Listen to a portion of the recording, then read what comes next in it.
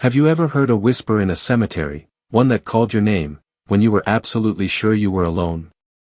The first time Ethan Miller heard it, the voice was faint, like dry leaves brushing across granite. He froze beneath the skeletal trees, flashlight trembling in his hand, breath steaming in the cold October air.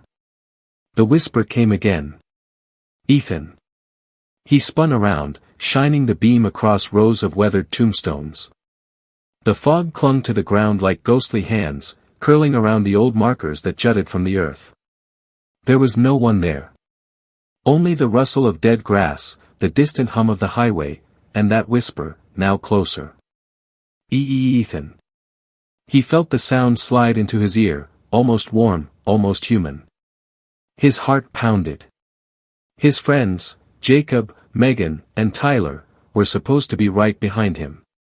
They'd dared each other to explore Hollow Creek Cemetery, a forgotten graveyard on the outskirts of their small Pennsylvania town.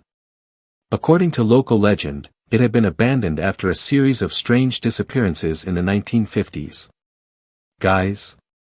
Ethan called out. His voice cracked, echoing against the marble angels. This isn't funny. No answer. Just the wind moving through the trees. He swallowed hard and tried to laugh it off. Okay, creepy cemetery, late at night, classic horror cliché, he muttered. I'm fine.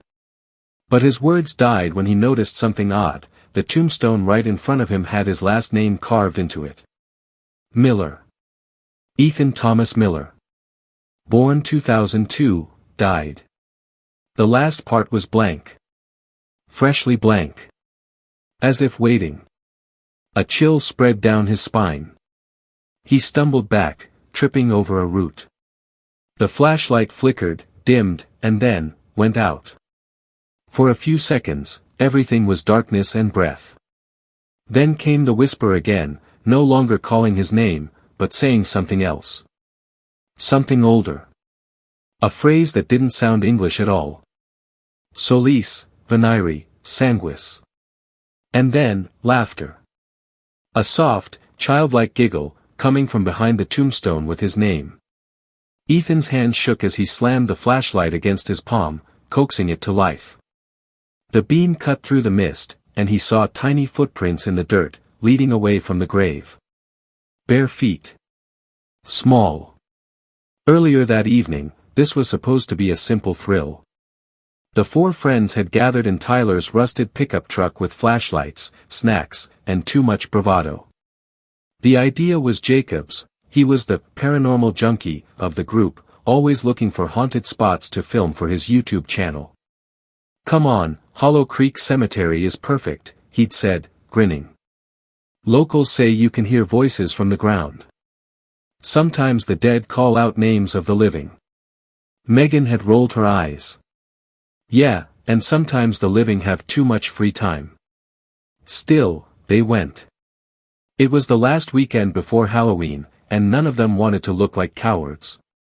The gate creaked when they entered, half swallowed by weeds. Ethan had felt uneasy right away, not because of the silence, but because of what wasn't silent. Beneath the quiet, there was something else. A low hum. Almost like distant chanting. Jacob brushed it off as the wind. Let's split up, get better footage, he said. I'll take the west side. Tyler, you go north. Ethan, Megan, east section. 15 minutes, then meet by the old crypt. That was 40 minutes ago. And now, Ethan couldn't find any of them. He followed the tiny footprints through the fog. They led past a cracked mausoleum, where black ivy crawled up the stone like veins. He noticed something glinting inside, a reflection, maybe. He leaned closer. There was a small mirror hanging on the inner wall. No reason for it to be there. It looked new, polished, out of place among the decay. He raised the flashlight. The glass shimmered strangely. His reflection was distorted, stretched, face elongated, eyes hollow. Then, for just a blink, the image smiled back at him even though he wasn't smiling. Ethan stumbled away, panting. The whispering grew louder, swirling around him like a cold current.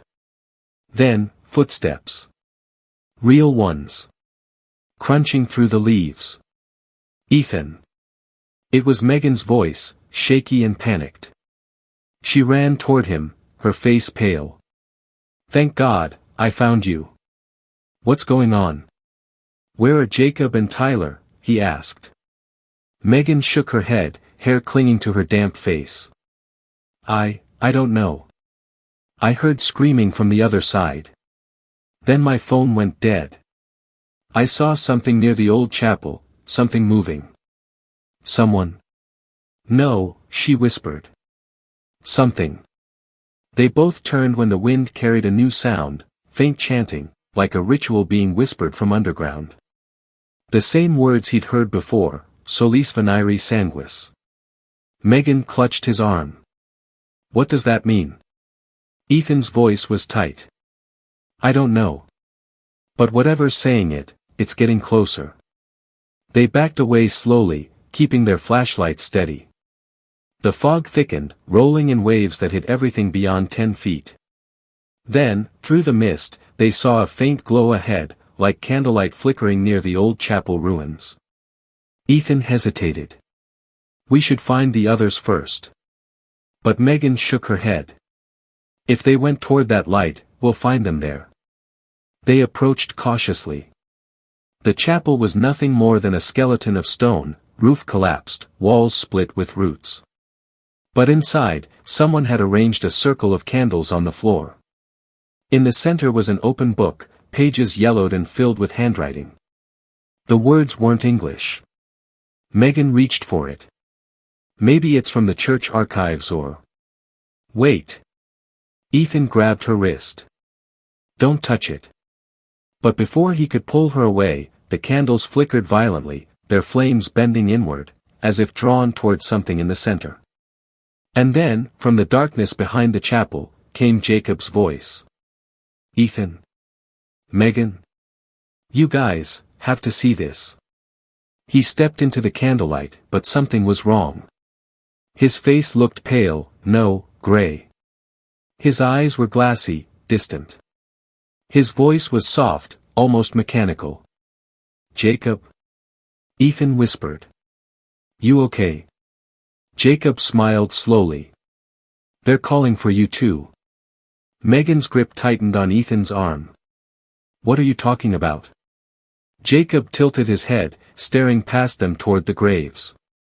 "They've been waiting. For a long time. You heard your name, didn't you?" "How do you know that?" Ethan demanded. Jacob blinked. "Because I heard mine first." The ground beneath their feet trembled lightly, like something shifting under the soil. Then came the scratching. Dozens of tiny, scraping sounds, all around the chapel. Ethan swung the flashlight toward the graves, and saw fingers. Pale, mud-caked fingers pushing up through the earth. Megan screamed. "Run!" Ethan shouted. They bolted toward the gate, the sound of cracking soil echoing behind them. The fog glowed faintly as if lit from below. They didn't look back until they reached the road, and when they did, Jacob was gone. Just the fog. The whispering. And that awful phrase repeating again, like a prayer. "Solis, venire, sanguis." Megan gasped. "What does it want from us?" Ethan's flashlight flickered one last time before dying completely. The final thing he saw was the cemetery gate closing by itself, slowly, with a long, metallic groan.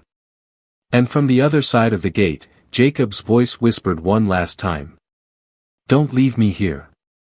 The road back to town was nothing but a pale ribbon swallowed by fog, and every step Ethan and Megan took away from Hollow Creek Cemetery felt heavier than the last.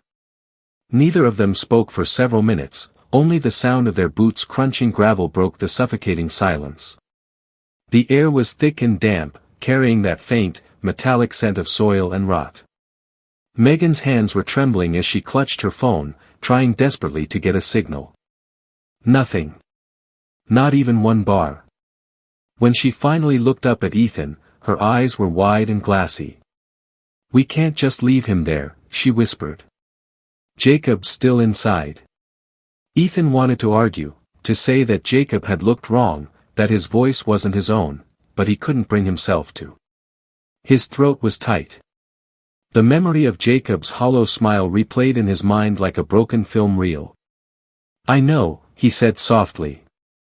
But we need help. Something's not right about that place. It's like, he trailed off, struggling to find the words. Like it's alive. The fog behind them shifted, curling along the ground like smoke. Megan flinched and turned, her flashlight beam cutting through the haze. Nothing there. Yet, beneath that nothing, there was a sound, low, rhythmic. Like shovels hitting dirt in unison. 1, 2, pause, 1, 2. Do you hear that? She whispered. Ethan nodded slowly. Yeah. It's coming from the cemetery. They both turned to look back, and froze. The cemetery gate they just escaped from was standing wide open again. The iron bars groaned softly as they swayed, moving though no wind touched them. The fog behind it pulsed faintly with an eerie light. It looked like the earth itself was breathing. Ethan, Megan said, voice breaking. Let's just go. He wanted to. God, he wanted to run until the town lights swallowed them whole. But Jacob's voice, his plea, don't leave me here, echoed in his head like a curse. He couldn't just abandon him. Get in the truck, he said finally. We'll drive back to town, get the sheriff. Maybe he'll. Wait. Megan's flashlight caught something on the ground just a few feet from the gate. A small shape lying half buried in the dirt. She crouched, brushing away the mud, and gasped. It was Jacob's camera. The lens was cracked, the casing smeared with dirt, but the red recording light was still blinking faintly. Megan's hands shook as she pressed the playback button. At first, only static. Then the screen flickered to life. The footage showed Jacob's point of view, walking through the cemetery, joking softly to himself. All right guys, we're at Hollow Creek, filming part 1 of our ghost challenge, his voice said cheerfully. It's almost midnight, and the place is dead quiet, no pun intended. Then came the sound, the chanting. Solis, Venire, Sanguis. The camera jolted as Jacob turned toward the sound. What the hell was that? He whispered. The view panned across gravestones and mist. Then, suddenly, something darted past the lens. A small figure, barefoot, child-sized, running between the graves. Hey, wait! Jacob shouted, chasing after it. The camera shook violently as he ran. The footage grew blurrier with every step until he stopped in front of an old crypt. The door was slightly open. Jacob's voice was hushed now. Hello? Is someone in there? A whisper answered from inside, soft, feminine. Help us.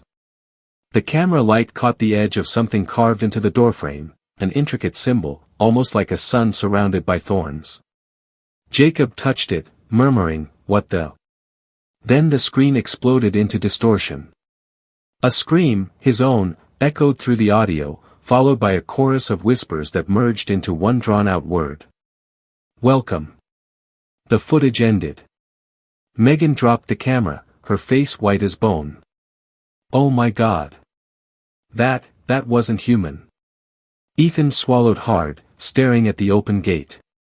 The fog beyond it swirled again, thicker now, as if waiting. He went inside that crypt, he said quietly. You can't be serious. He turned to her, jaw set. If he's alive, we can't leave him. Megan shook her head violently. You saw what happened. There's something wrong in there. We need to wait for help. There's no signal, Ethan said. And it's a 30-minute walk back to town. If he's in trouble, we don't have that long. Megan hesitated. Tears welled up in her eyes, reflecting the dim light. Finally, she nodded. Fine. But we stick together. No splitting up this time. Ethan nodded grimly and stepped through the gate. Immediately, the air changed. It was colder now, the fog almost solid, and the smell, thick, earthy, and coppery, was stronger. Each step felt heavier, like walking underwater. The whispering had quieted, replaced by the soft hum of insects that shouldn't have been there this late in the season. They followed the faint trail Jacob must have taken, weaving between crooked headstones and patches of overgrown weeds. The moon was a thin silver blade behind the clouds, offering just enough light to make out shapes, and shadows that didn't quite match them. Then they saw it. The crypt. It sat half-sunken into the earth, its roof covered in moss, doors slightly ajar. The carved symbol, the sun encircled by thorns, glowed faintly in the darkness. Ethan approached slowly, his hand trembling as he pushed the heavy stone door wider. The hinges screamed, echoing through the fog. Inside was a staircase leading down, carved directly into the rock. The air that drifted out was damp and foul, smelling of mold and something older, something dead. "Jacob?" Ethan called out. His voice bounced back, distorted, hollow. For a moment, nothing. Then came a faint tapping from below. 1, 2, pause, 1, 2. Like a signal. Megan's voice shook. "That's him. It has to be." They began descending, flashlights slicing through the darkness. The walls were covered in strange markings, symbols and words carved deep into the stone, some smeared with something dark. At the bottom, the tunnel opened into a small chamber. Candles burned in a perfect circle around an ancient coffin. The lid was cracked open slightly, and something glistened inside, something wet. Ethan stepped closer, holding his breath. The markings on the coffin matched the ones on the chapel book. Latin words were carved into the wood, sanguinem serva. Solis redibit. Keep the blood. The sun will return, Megan translated softly. Before Ethan could respond, the tapping came again, louder, closer. They turned toward the sound. It was coming from the coffin. Then, 3 slow knocks. Knock. Knock. Knock. The lid shifted slightly, a creak echoing through the chamber. Megan's breath hitched. "Ethan, it's moving." He took a step forward despite every instinct screaming not to. His flashlight beam trembled as he leaned in. A hand shot out, pale and filthy, clutching his wrist. Megan screamed.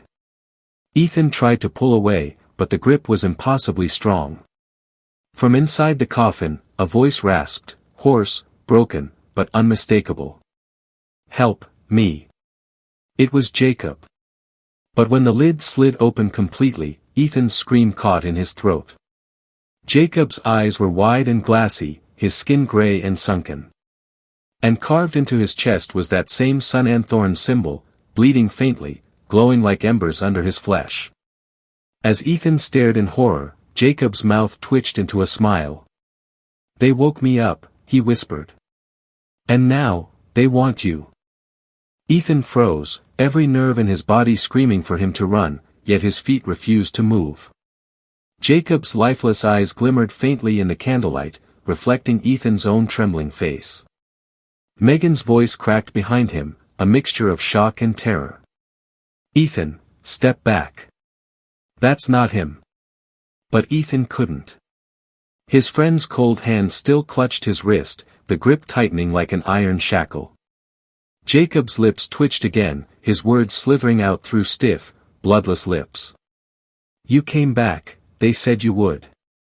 Ethan's throat felt like sandpaper. "Jacob, what did they do to you?" Jacob tilted his head, almost curiously, the movement unnatural, puppet-like. His voice had that same layered echo Ethan had heard in the chanting, one voice speaking over another, overlapping in some impossible harmony. "They didn't do anything, Ethan, they gave me something. They showed me what sleeps beneath." Megan's flashlight beam wavered across the room, catching glimpses of shapes carved into the stone walls.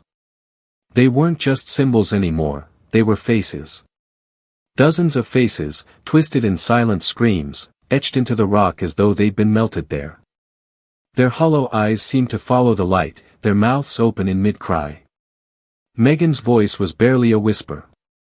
"Oh my God. Ethan, this place isn't a crypt. It's..." She never finished. The candles flickered violently, their flames bending outward this time, as if pushed by some unseen wind. The temperature plummeted.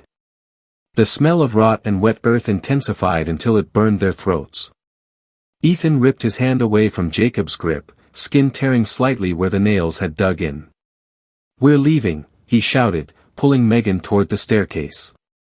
But before they could reach the steps, the coffin lid slammed shut with a deafening crack, and Jacob's voice echoed, warped and hollow. "You can't leave now.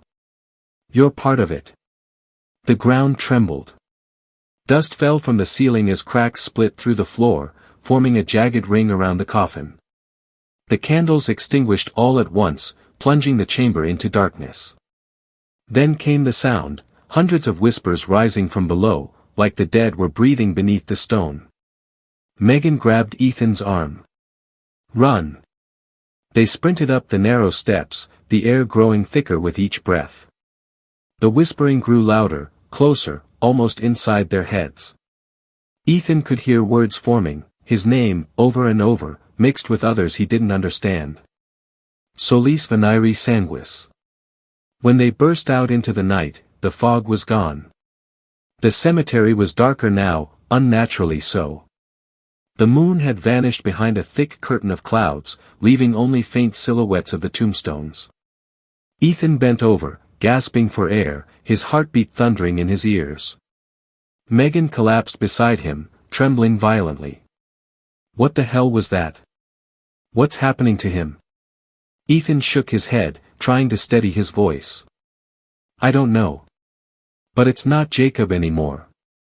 They both turned toward the crypt. The door now stood completely shut, the glowing symbol gone. The earth around it looked disturbed, like something had been buried recently. Ethan rubbed his bleeding wrist, where Jacob's fingers had clutched him. There were faint marks, forming a small circle, a miniature version of the sun anthorn symbol. His stomach twisted. "Megan," he said quietly, "look." Her eyes widened. "That's the same mark, from the coffin." He nodded, feeling the panic claw at his chest. "Whatever's buried here, it's marking us." A sound broke through the silence then, a long, low creak. They turned toward it. At the far end of the cemetery, one of the old mausoleums was opening, its rusted gate screeching as if pushed by invisible hands. A faint, warm light flickered inside, and with it came a smell that turned Ethan's stomach, decay, but fresher. Wet. Recent. Megan's voice was a whisper. "Do you see that?" "Yeah. It's inviting us." Ethan exhaled slowly, fighting the growing sense of dread. "We're not going in there." But before Megan could answer, her flashlight flickered and died. Darkness swallowed them whole. Ethan shook his own flashlight, desperate for light, and when it finally came on, Megan was gone. "Megan?" His voice echoed through the empty graveyard. "Megan!" He spun in circles, the beam cutting through the blackness. Nothing. Just endless rows of tombstones. His breath quickened as panic set in. He called again, louder, voice cracking, "Megan." From somewhere to his left, her scream pierced the night. He bolted toward the sound, heart slamming against his ribs.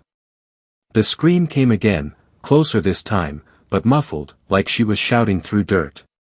He stopped abruptly near a row of freshly dug graves. The ground there looked wrong. The soil seemed to shift, almost breathe. "Megan," he yelled again. No response. Just a faint scratching from below. Ethan dropped to his knees, clawing at the dirt with his hands.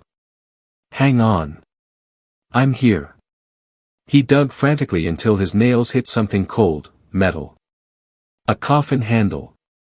"Jesus," he gasped. She's inside. He yanked at the latch, his hands slipping, until finally the lid creaked open an inch.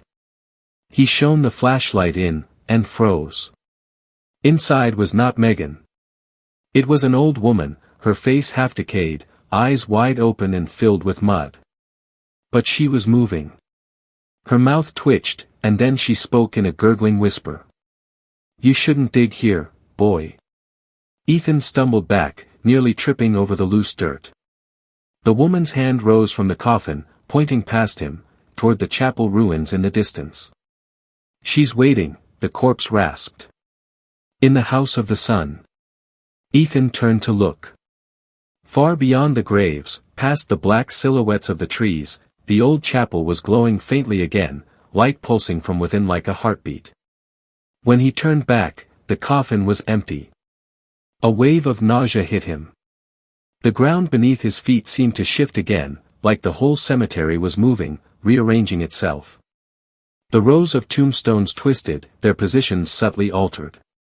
The crypts looked different now, taller, closer, almost watching him. He ran. He didn't care where, just away.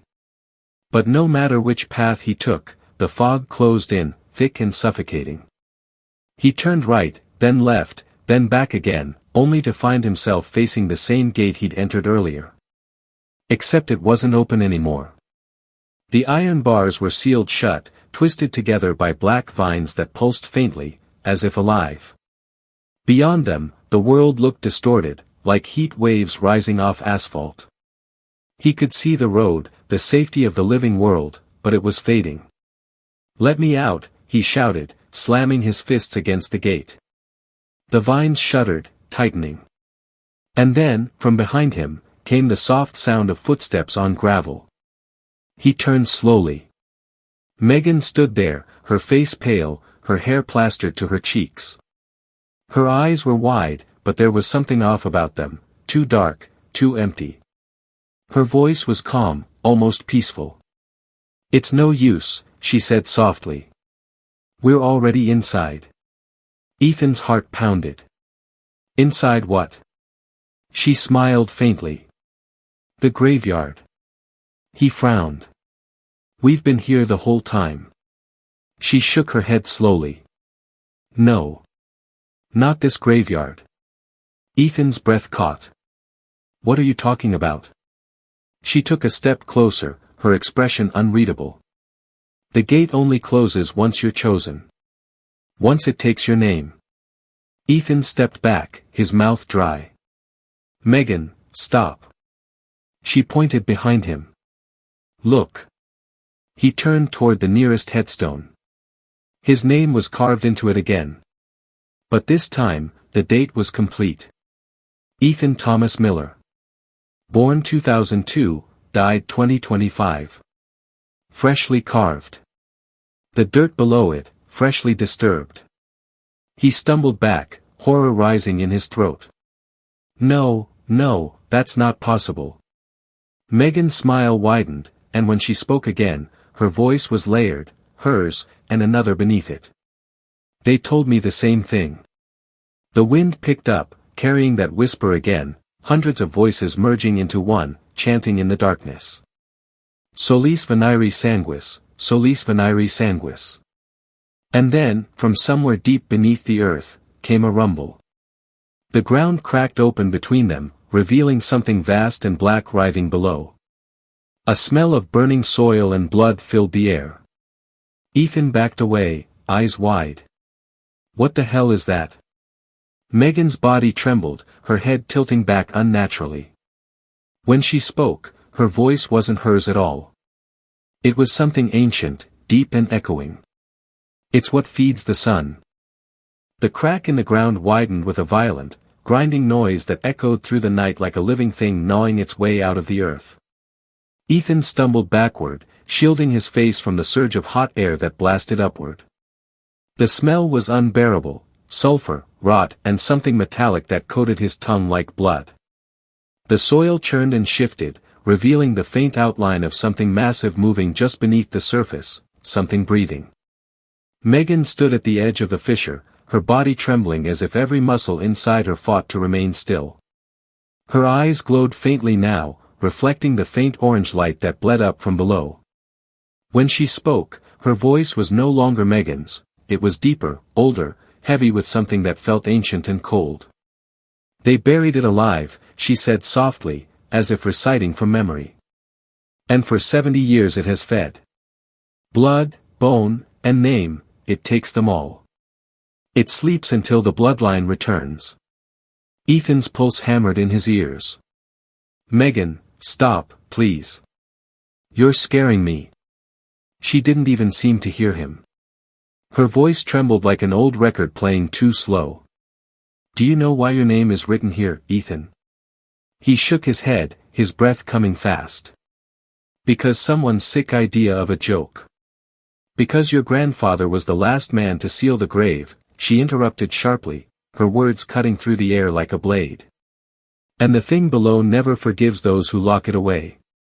It marks their blood. You were always meant to come back." Ethan froze. His mind reeled back to the family stories his father used to tell him, the ones about Hollow Creek. How his grandfather, Thomas Miller, had worked as a caretaker for a private church cemetery before disappearing mysteriously one winter night. The family never found his body. They said he had simply walked into the fog and never came out. "Megan," Ethan whispered, his throat dry. "How do you know that?" She blinked slowly, the faint glow in her eyes flickering. "Because he's down there, with the others." Before Ethan could react, the earth shuddered again. A deep rumble rolled under his feet, followed by the faint sound of something like chanting. But this time, it wasn't coming from above, it was coming from the pit itself. The words were muffled at first, but then became clear, a chorus of voices rising from beneath the soil. "Solis veniri sanguis. Solis redibit. Sanguinum serva." Megan clutched her head, crying out in pain. Her body convulsed, knees buckling as she fell forward, landing near the edge of the fissure. Ethan rushed to her side, grabbing her shoulders. "Megan. Hey, stay with me." She looked up at him, tears streaming down her face. "It's inside my head, they won't stop whispering." "Who?" "The ones who were buried here," she gasped.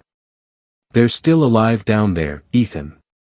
Not alive like us, but alive enough to feel. They want out. They want." Her voice faltered, eyes rolling back slightly. "You." Ethan pulled her back as the ground split wider, a burst of red light illuminating the graves around them. The tombstones began to move, slowly turning, rearranging themselves into a perfect circle surrounding the pit. The vines that covered the cemetery gate pulsed faintly, like veins carrying black blood. Ethan's mind raced. He didn't understand what he was seeing. The world felt wrong, distorted, as though the graveyard was folding in on itself. He tried to pull Megan to her feet, but she went limp in his arms, whispering something repeatedly under her breath. "House of the Sun, House of the Sun." He looked toward the chapel, the same one that had glowed before. Now, it burned brighter, flames licking the air around it but producing no smoke. The glow pulsed in rhythm with the rumbling beneath the earth. It felt alive, almost calling to him. Ethan hesitated. He didn't want to go near it. Every instinct screamed to run in the opposite direction. But as he looked down at Megan, unconscious, pale, whispering the same words in her sleep, he knew he had no choice. Whatever was happening, that chapel was at the center of it. He carried her through the uneven ground, the fog creeping low around his legs. The whispers followed him, soft, familiar voices this time. One of them even sounded like his father. "Come home, Ethan. We're waiting for you." He tried to block them out, gritting his teeth. "You're not real," he muttered. "You're not real." When he reached the chapel door, it swung open on its own, the hinges groaning like something exhaling. The air inside shimmered faintly, as if the atmosphere itself was unstable. The candle circle from earlier was gone, but the book remained, now open to a different page. The words were written in blood, still wet. Ethan knelt, setting Megan gently on the floor, and angled his flashlight toward the page. The Latin text was barely legible, but one phrase stood out. Sanguis solis custodit portam, the blood of the son guards the gate. He frowned. The gate, he looked back toward the cemetery entrance, the one sealed by vines. That's what this is all about. The ritual wasn't meant to summon something, it was meant to keep it locked away. As he spoke, the chapel began to shake, dust falling from the ceiling. The light from the fissure outside grew brighter, flooding through the chapel windows. Megan stirred, her eyes snapping open. But when she looked at him, they were no longer brown, they burned a deep, molten gold. "Ethan," she said softly, voice trembling. "It's too late. The sun has already risen beneath the ground." He backed away slowly. "Megan, listen to me. We can stop this. There has to be a way." She smiled faintly, tears cutting through the dirt on her cheeks. "You don't understand. The ritual was broken the moment you came here. You carry his blood, the one who sealed it. It can't rest while his blood still walks." Ethan felt the world tilt beneath him. "My grandfather?" She nodded. "The gate only opens when the blood returns to the earth." The floor split open at her feet. From the crack, something began to rise, black, glistening, and formless. The air around it shimmered, warping like heat above asphalt. Ethan stumbled backward, horror clawing at his chest as the thing slowly took shape. It wasn't a creature.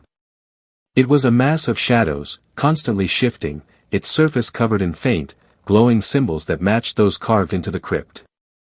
Every time the light hit it, faces appeared in its surface, faces screaming silently before melting back into the darkness. Megan's voice was distant, barely hers anymore. "It's the heart of the grave. The soul that binds them all." Ethan's flashlight flickered. The shadows stretched toward him, forming what almost looked like hands. Cold air surrounded him, and the voices grew louder, his name over and over again, whispered by hundreds of mouths. "Ethan. Ethan. Ethan." He stumbled backward toward the door, pulling Megan with him, but she didn't move. Her eyes were fixed on the rising darkness. "Go," she whispered weakly. "You can't save me. It's already inside me. I'm not leaving you." She smiled faintly, her body trembling violently. "Then you'll both die here." The shadow surged upward suddenly, engulfing the entire chapel in darkness. Ethan screamed, feeling something cold and wet crawl up his legs like tendrils. The whispers became deafening, every voice merging into one final word. "Return." He yanked himself free, grabbing Megan's arm and forcing her through the chapel door. They tumbled onto the ground outside just as the structure behind them exploded with a blinding flash of light. For a moment, the world turned white. Then, silence. When Ethan opened his eyes, the chapel was gone. Completely gone. In its place stood an open pit, wide and black, from which faint red light pulsed like a heartbeat. Megan lay beside him, motionless, her hand clutching the torn edge of the ancient book. He crawled toward her, shaking her shoulder. "Megan? Come on, wake up." Her eyelids fluttered open. She looked at him blankly for a long moment. Then her voice came out in a flat, distant tone. "You can't stop what's already begun." Ethan looked down and saw that her hand, the one holding the book, was slowly turning gray, flaking into dust. The transformation crawled up her arm, spreading fast. "Megan," he shouted, grabbing her hand. She smiled faintly, her lips trembling. "It's not me anymore, Ethan. It's the grave." And then, before he could react, she disintegrated, her body collapsing into ash that scattered in the cold wind. Ethan fell to his knees, horror filling his chest as he stared at the pit. Deep below, he could still hear the whispering. But this time, one voice rose above the others. It was Jacob's. "Ethan, you have to finish what he started." Ethan's mind was a storm of disbelief and terror. The cold wind that swept through the graveyard carried the scent of burnt earth and ash, the remnants of what used to be Megan. He stared at the pit in front of him, his breath uneven, chest heaving. It pulsed like a living wound in the world, red light throbbing rhythmically, illuminating the skeletal remains of tombstones that now leaned inward, as though drawn by some invisible force. From deep below, Jacob's voice continued to echo faintly, distorted, distant, and mournful. "Finish what he started, finish it before it finishes you." Ethan felt the words vibrate inside his skull. It wasn't just sound, it was inside him, like his thoughts had been hijacked. He gripped his head, squeezing his temples as the whispers grew louder. Images began to flicker before his eyes, flashes of a man in an old caretaker's uniform holding a lantern, standing before this very same pit decades ago. His grandfather, Thomas Miller. Behind him, men in black robes held torches, their faces obscured, chanting in Latin. Then a scream, followed by a blinding light, and everything went dark again. Ethan gasped and fell to his knees. What the hell are you showing me?" he shouted into the pit. The only response was a deep, hollow moan rising from below, like the breath of a massive creature sleeping under the earth. He turned his flashlight toward the hole, but the beam barely penetrated the darkness. The light was swallowed whole, vanishing after just a few feet. And yet, the deeper he stared, the stronger the urge grew inside him, an inexplicable compulsion, to go down there. It didn't feel like a choice. It felt like gravity. He picked up the ancient book Megan had been holding. The pages were brittle, the ink faded, but the symbols carved into the cover were unmistakably the same ones burned into the chapel floor, the same ones that had glowed when the ritual had begun. The book was warm, pulsing faintly, as if alive.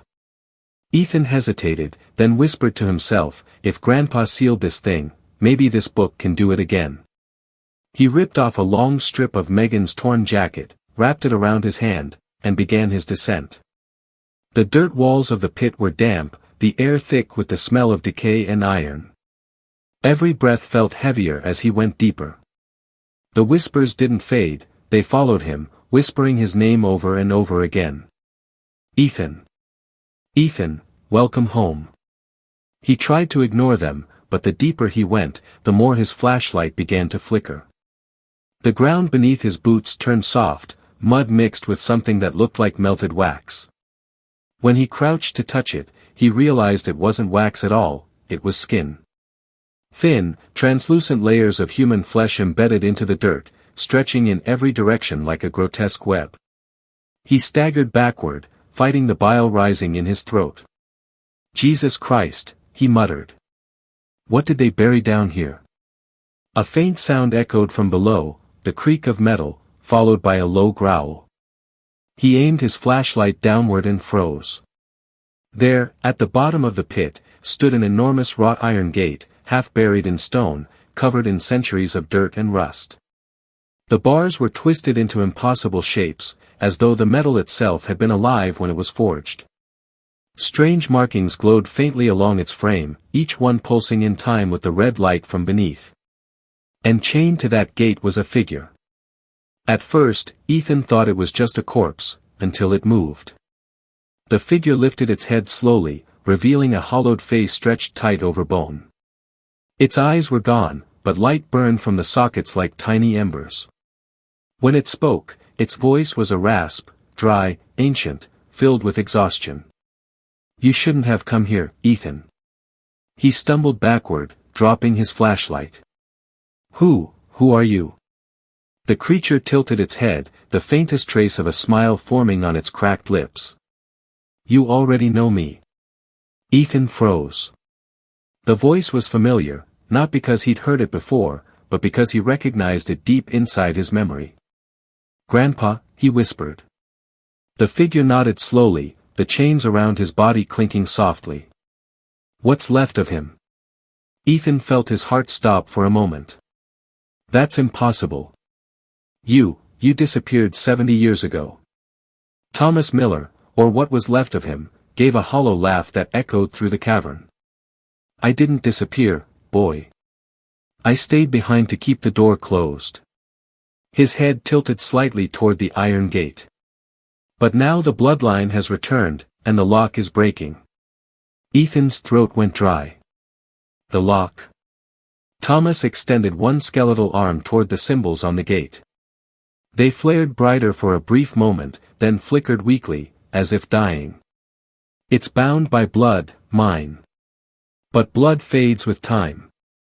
When you stepped into this ground, it felt you. The gate knows your blood. It's calling to it. Ethan felt a sharp pain in his palm. He looked down to see a thin line of blood forming, his skin splitting open on its own. The droplets floated downward, drawn by an unseen force, landing on the gate below. As soon as they touched the metal, the chains around his grandfather's body snapped, one by one. Thomas screamed, not in pain, but in terror. No.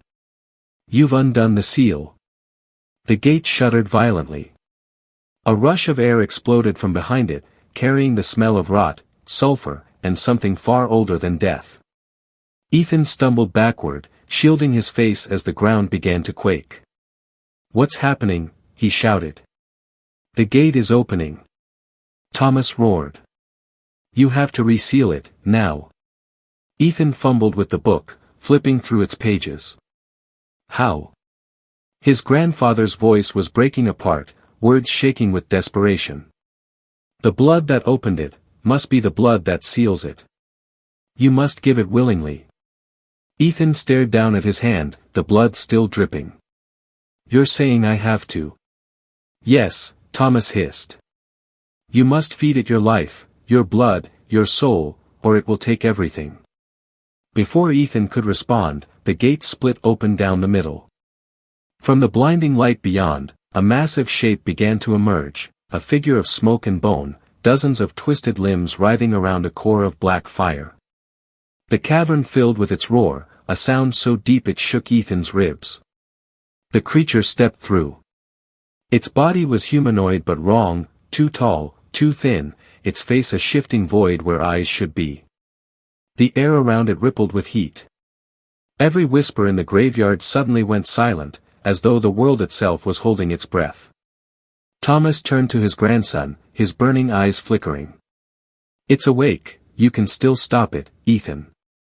The book, page 73. Say the words aloud. Ethan flipped through the pages, his hands trembling, until he found the one marked with a dark handprint. The words were written in a language he didn't recognize, but they seemed to move, alive, writhing on the paper. He took a deep breath and began to read. The moment he spoke the first syllable, the creature screamed, not in fear, but fury. The cavern shook, and the red light flared brighter. Ethan kept reading, his voice louder now, his heartbeat pounding in his ears. The book burned in his hands, but he didn't stop. The shadows recoiled, slamming against the invisible barrier forming around the gate.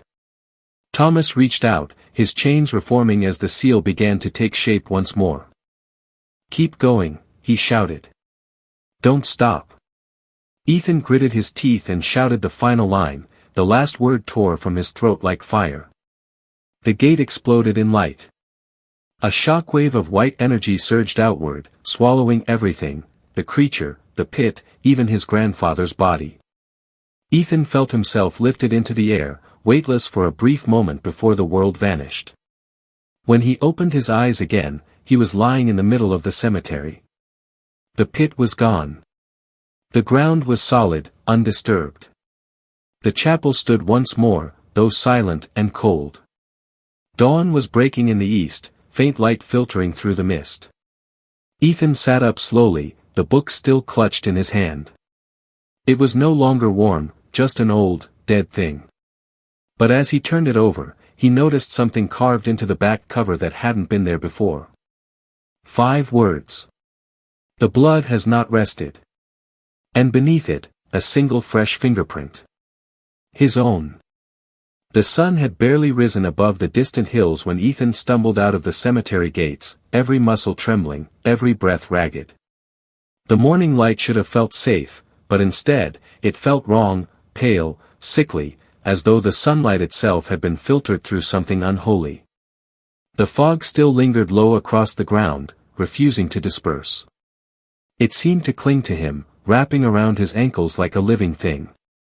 He looked back one last time at Hollow Creek Cemetery. It was silent again.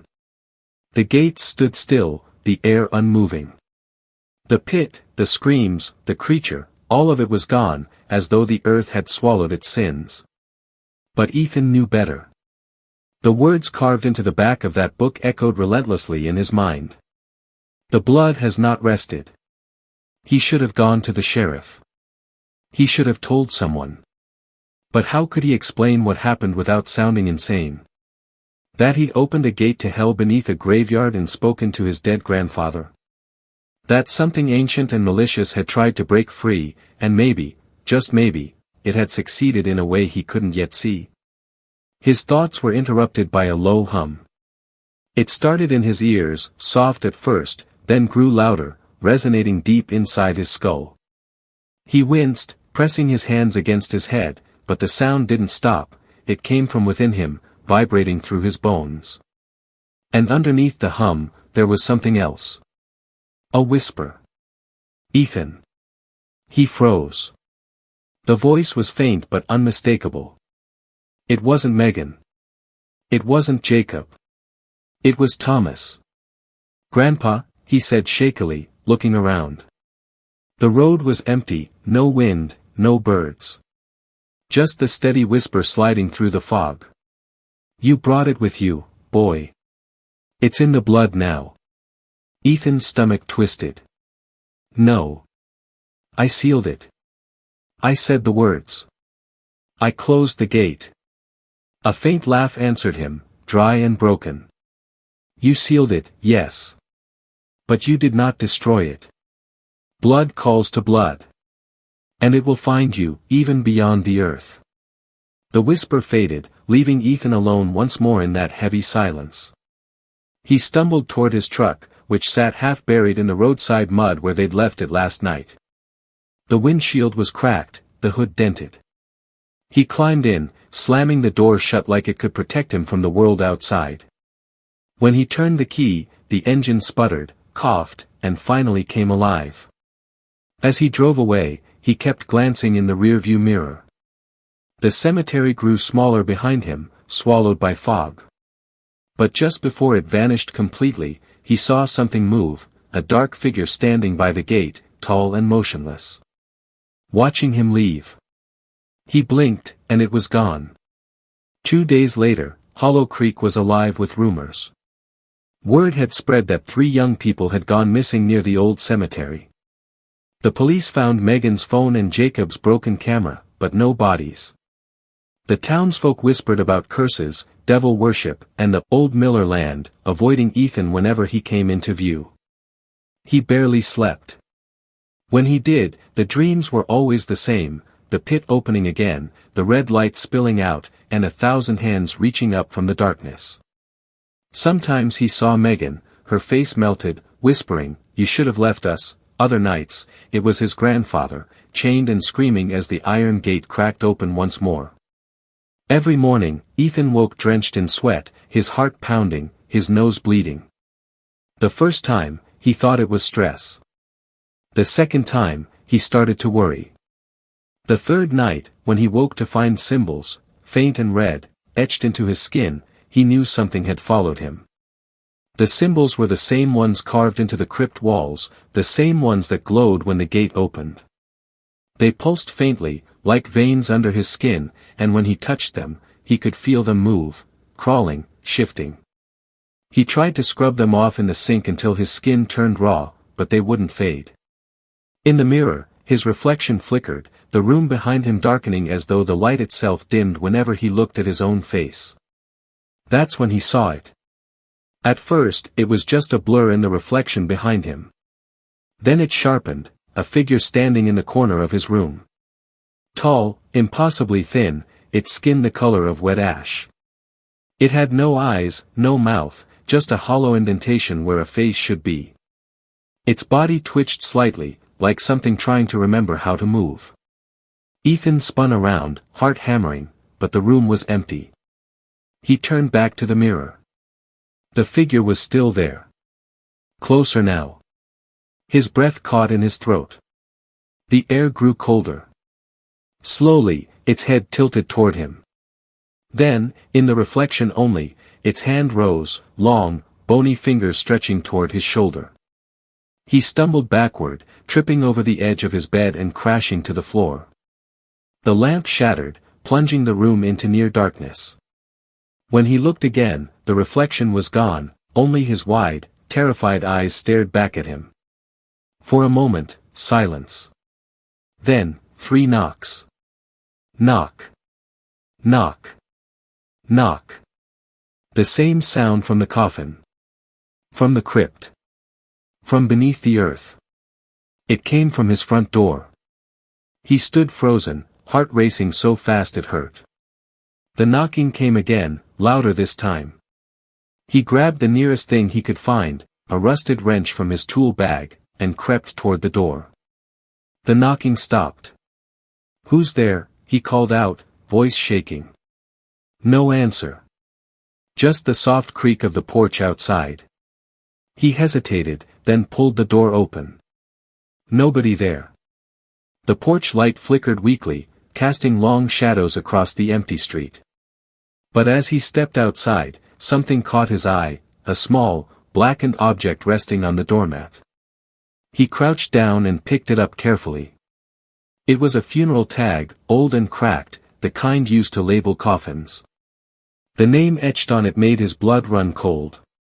Ethan Miller, reserved. He dropped it instantly, stumbling backward, his heart slamming against his ribs. The tag hit the wooden floorboards with a dull clink, and for just a second, no more than a heartbeat, he saw movement in the darkened yard. Dozens of shapes standing between the gravestones in the far distance, half concealed by fog. They weren't moving. They were waiting.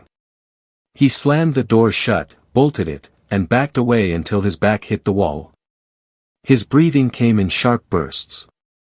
This wasn't just haunting. This was a claim. The cemetery had marked him. He glanced toward the book lying on his table. It had opened on its own, pages fluttering as though caught by a wind that didn't exist. On one of the pages, a new sentence had appeared, written in what looked like his own handwriting, though he didn't remember writing it. "The sun will rise when the bloodline ends." Ethan stared at it, trembling. "What does that mean?" he whispered to no one. From the mirror across the room, a whisper answered, low and mocking. "It means you were never meant to live." The reflection in the mirror smiled, but Ethan wasn't smiling. Sleep had abandoned Ethan completely. Every time he closed his eyes, the whispering returned, faint at first, then rising until it filled the entire room like 1,000 unseen mouths breathing his name. Even when he stayed awake, the shadows moved when they shouldn't, sliding along the corners of the walls as if they were alive. The line between dream and waking blurred until he could no longer tell where one ended and the other began. The morning after finding that cursed funeral tag, Ethan sat hunched over the old book at his kitchen table. His hands were trembling, his face pale, eyes bloodshot from another sleepless night. The words on the pages shifted constantly, never the same twice. Every time he blinked, the text rearranged itself, sentences forming and dissolving like waves. But one thing remained constant on the final page: the sun will rise when the bloodline ends. He traced the letters slowly with his finger. "Bloodline," he murmured. "My family." It was then that a horrifying realization struck him. The Miller name wasn't just his grandfather and himself. There were others, distant cousins, an aunt in Chicago, a few scattered relatives he barely remembered. If what the book implied was true, if this curse was tied to his blood, then none of them were safe. And if the bloodline ends was the condition for the sun to rise, it didn't mean peace. It meant extinction. Ethan slammed the book shut, heart pounding. "No," he muttered. I can stop this. There has to be a way to stop this. He pulled out his old laptop, its screen flickering to life. The first thing he did was search for the name Thomas Miller Hollow Creek Cemetery. Most of the articles were decades old, archived clippings scanned from local newspapers. But one headline caught his attention immediately. Caretaker disappears after town accuses him of witchcraft, 1953. He clicked it. The article described how Thomas Miller, the longtime caretaker of Hollow Creek Cemetery, had been accused by local townsfolk of conducting occult rituals on consecrated ground. They claimed he spent nights chanting Latin incantations, burying strange objects, and collecting blood from animals. The sheriff's investigation found no proof, but Thomas vanished soon after. The article ended abruptly, stating that the Miller family was cursed for betraying the church. Ethan leaned back in his chair. He wasn't performing rituals to summon anything, he whispered. He was trying to contain it. He searched deeper, finding an obscure online forum for local legends. One post stood out, a thread titled "The Solis Cult, the Forgotten Faith of Hollow Creek." It was posted by a user named Gravewatcher13 about 10 years ago. Before Hollow Creek was a town, it was a settlement built by a breakaway sect from Europe. They worshipped something called Solis Venairi Sanguis, the sun that drinks blood. They believed the sun was a god that slept beneath the earth and would rise again if fed with enough human sacrifice. The cemetery was the ritual ground. The Millers weren't random caretakers, they were chosen keepers, sworn to keep the god asleep. When the last Miller dies, the sun will rise again, only this time, it won't bring light. Ethan's blood ran cold. He stared at the screen for a long time, his thoughts spiraling. The sun that drinks blood, he repeated softly. That's what they were chanting that night. He glanced at the clock. 2:47 a.m. The whispering began again, faintly at first, threading through the air like smoke. He grabbed the book and slammed it shut. "Stop it," he hissed. "I'm not listening to you." But then, from the darkness of the living room, a soft voice answered, "You already are." Ethan froze. The voice was female. Gentle. Familiar. "Megan," he whispered. He turned slowly toward the hallway, where a faint shape stood, barely visible, shimmering like heat waves. It was her. Or what used to be her. Her eyes were hollow, her hair matted with ash. Her lips didn't move when she spoke. "You should have left me there," she said softly. "You woke it up, Ethan. You think you sealed it, but you just gave it what it wanted." He took a shaky step backward. "You're not real." She tilted her head slightly, that same eerie half-smile she used to have when teasing him. "Neither is this world anymore." Her form flickered, and suddenly the room changed. The walls rippled, the floor warped beneath his feet. The air filled with the scent of wet soil and decay. He blinked, and his kitchen was gone. He was standing in the cemetery again, surrounded by fog and graves. The chapel loomed ahead, its doors wide open, and from within came a faint glow of red. Ethan stumbled forward, the book still in his hand. "This isn't real," he whispered. "It's just a dream." But the ground beneath him disagreed. He felt it move, subtly at first, then violently, graves shifting, tombstones tilting as though something massive was pushing up from below. A low groan rose from the earth, deep and ancient, vibrating through the soles of his boots. He turned to run, but the fog closed around him like a wall. The whispering returned, louder now, chaotic, hundreds of overlapping voices chanting in that same dead language. "Solis Venairi Sanguis. Solis Venairi Sanguis." The chapel doors slammed shut behind him. He looked around wildly and realized he wasn't alone. Figures stood among the gravestones, hooded shapes holding torches made of bone and cloth. Their faces were hidden, but every single one turned toward him as one, their movements perfectly synchronized. The one in front stepped forward, lowering its hood. It was Jacob. His skin was pale, stretched tight, eyes black as tar. "You think it's over, Ethan?" he said, his voice echoing unnaturally. "It never ends. The blood remembers." Ethan stumbled back. "You're dead. I saw you die." Jacob smiled, a slow, unnatural grin that spread too wide. "Death is just a door. You opened it." Suddenly, the hooded figures around him began to chant again, louder, faster. Their torches flared, casting light across the ground.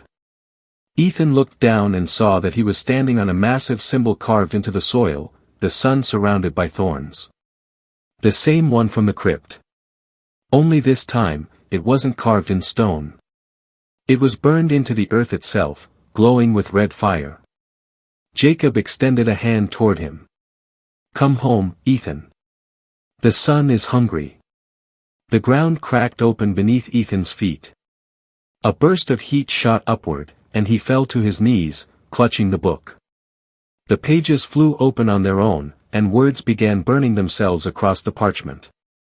"The blood will open. The blood will bind.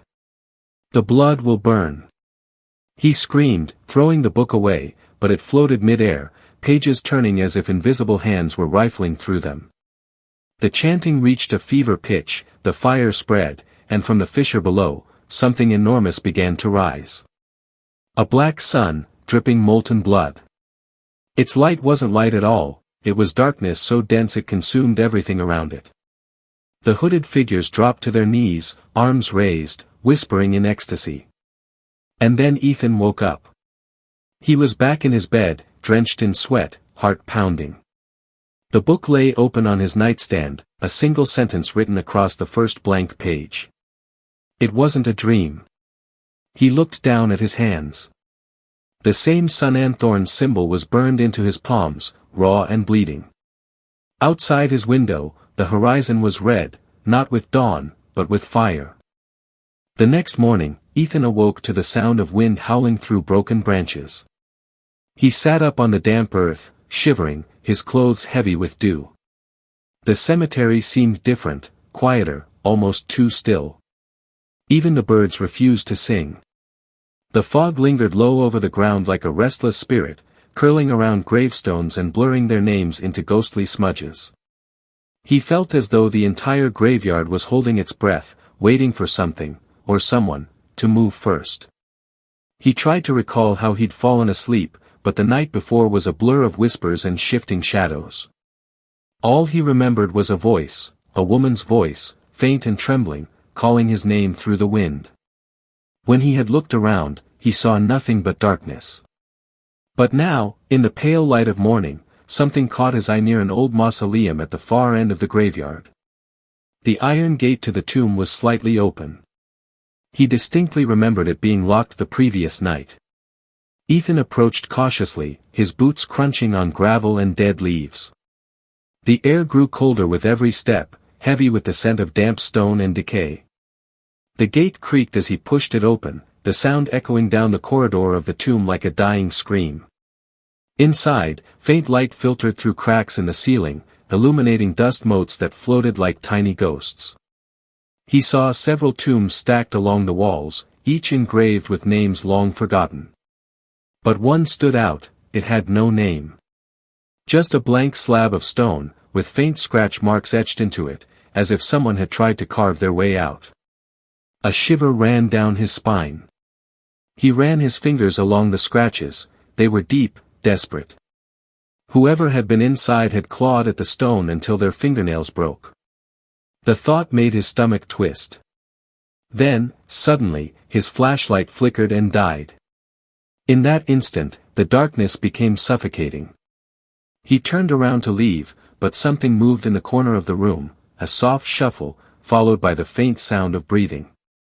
"Who's there?" Ethan whispered, his voice cracking slightly. No response. Just the sound of slow, deliberate breathing.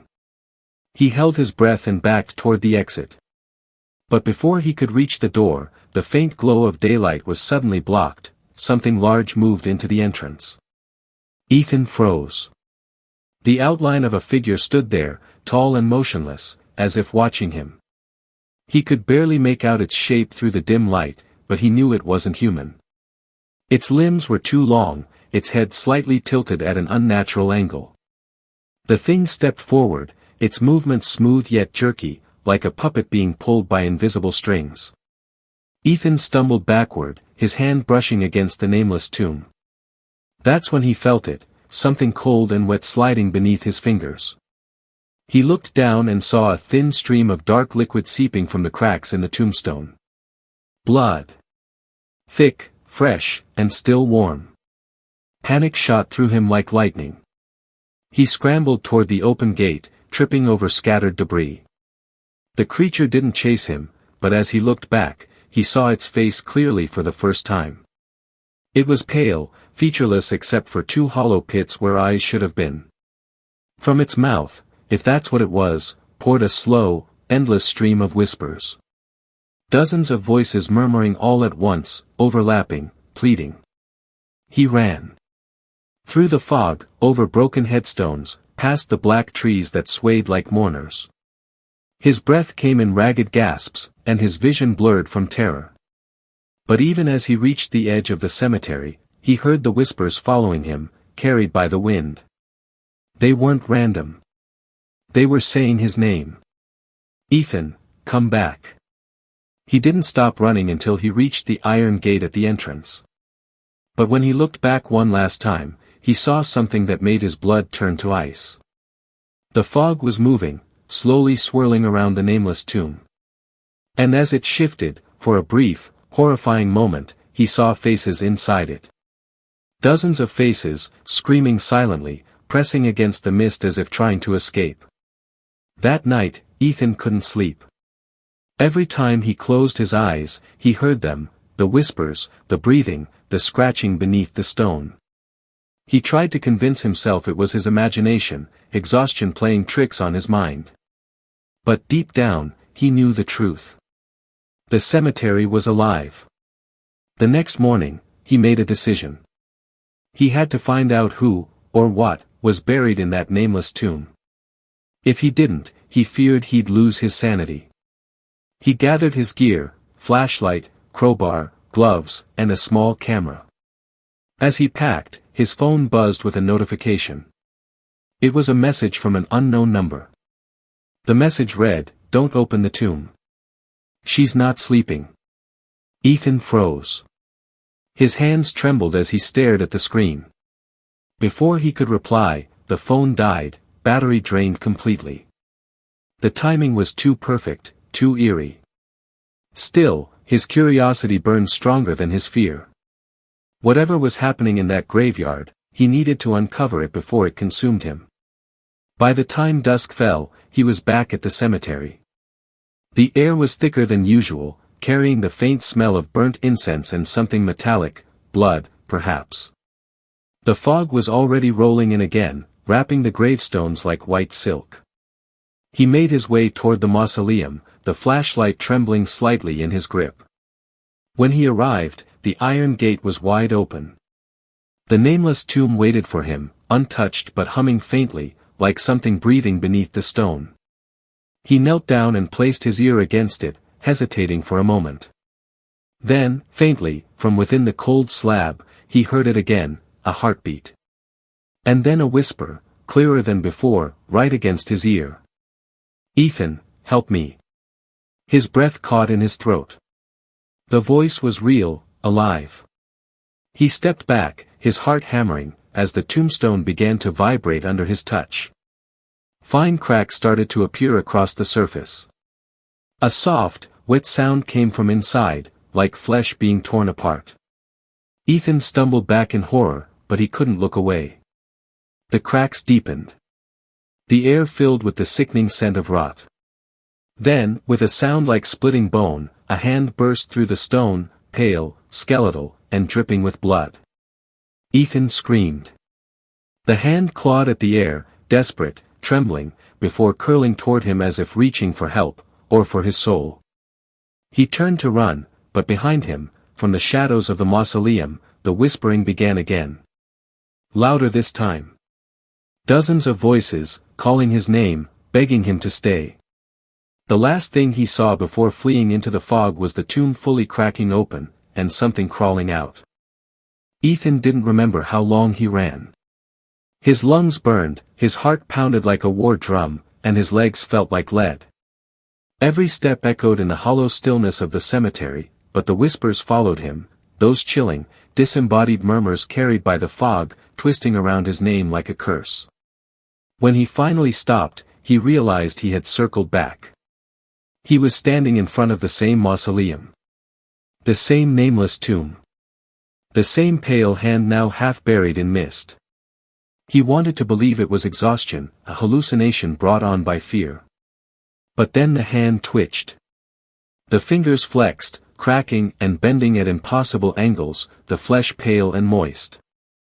From the open tomb, a faint whimper echoed, low and sorrowful, like the last breath of someone dying a second time.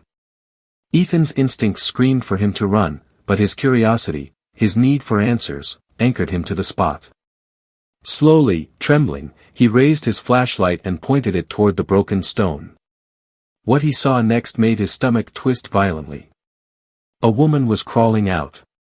Her hair was tangled and soaked with blood, her skin gray and cracked like weathered porcelain.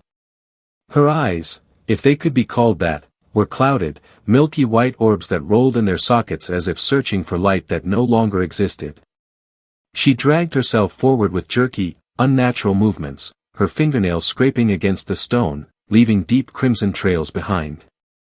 "Help me," she whispered again, her voice barely audible, more air than sound. Ethan stumbled backward, tripping over an old gravestone. His flashlight flickered, and for a brief moment, everything went dark. When the beam returned, she was gone. Vanished into the mist. Only the shattered tomb remained, leaking black water that seeped into the ground like ink spreading through paper.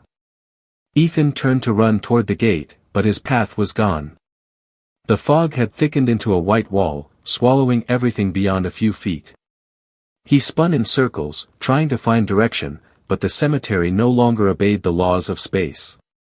The trees were in different places, headstones he'd passed moments ago were now gone. It was as if the graveyard had reshaped itself around him, closing in, trapping him. He heard the whispers again, closer this time. They were not just around him, they were inside him. He could feel them echoing in his chest, vibrating in his bones. "Ethan, you opened it, you shouldn't have."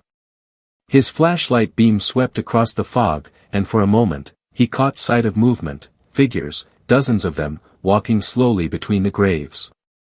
Their forms were translucent, like smoke shaped into people. He could see through them, the trees, the headstones, and even the ground beneath their feet. Yet, their faces were unmistakably human. Some old, some young, some missing pieces of themselves. And all of them had one thing in common, their eyes. Empty, hollow, accusing. Ethan backed away until his shoulders hit something solid. He turned around and froze. A gravestone. A fresh one. He aimed his flashlight at it. His blood ran cold. It had his name on it. Ethan Harper, 1993 to 2024. He stared, unblinking, unable to move.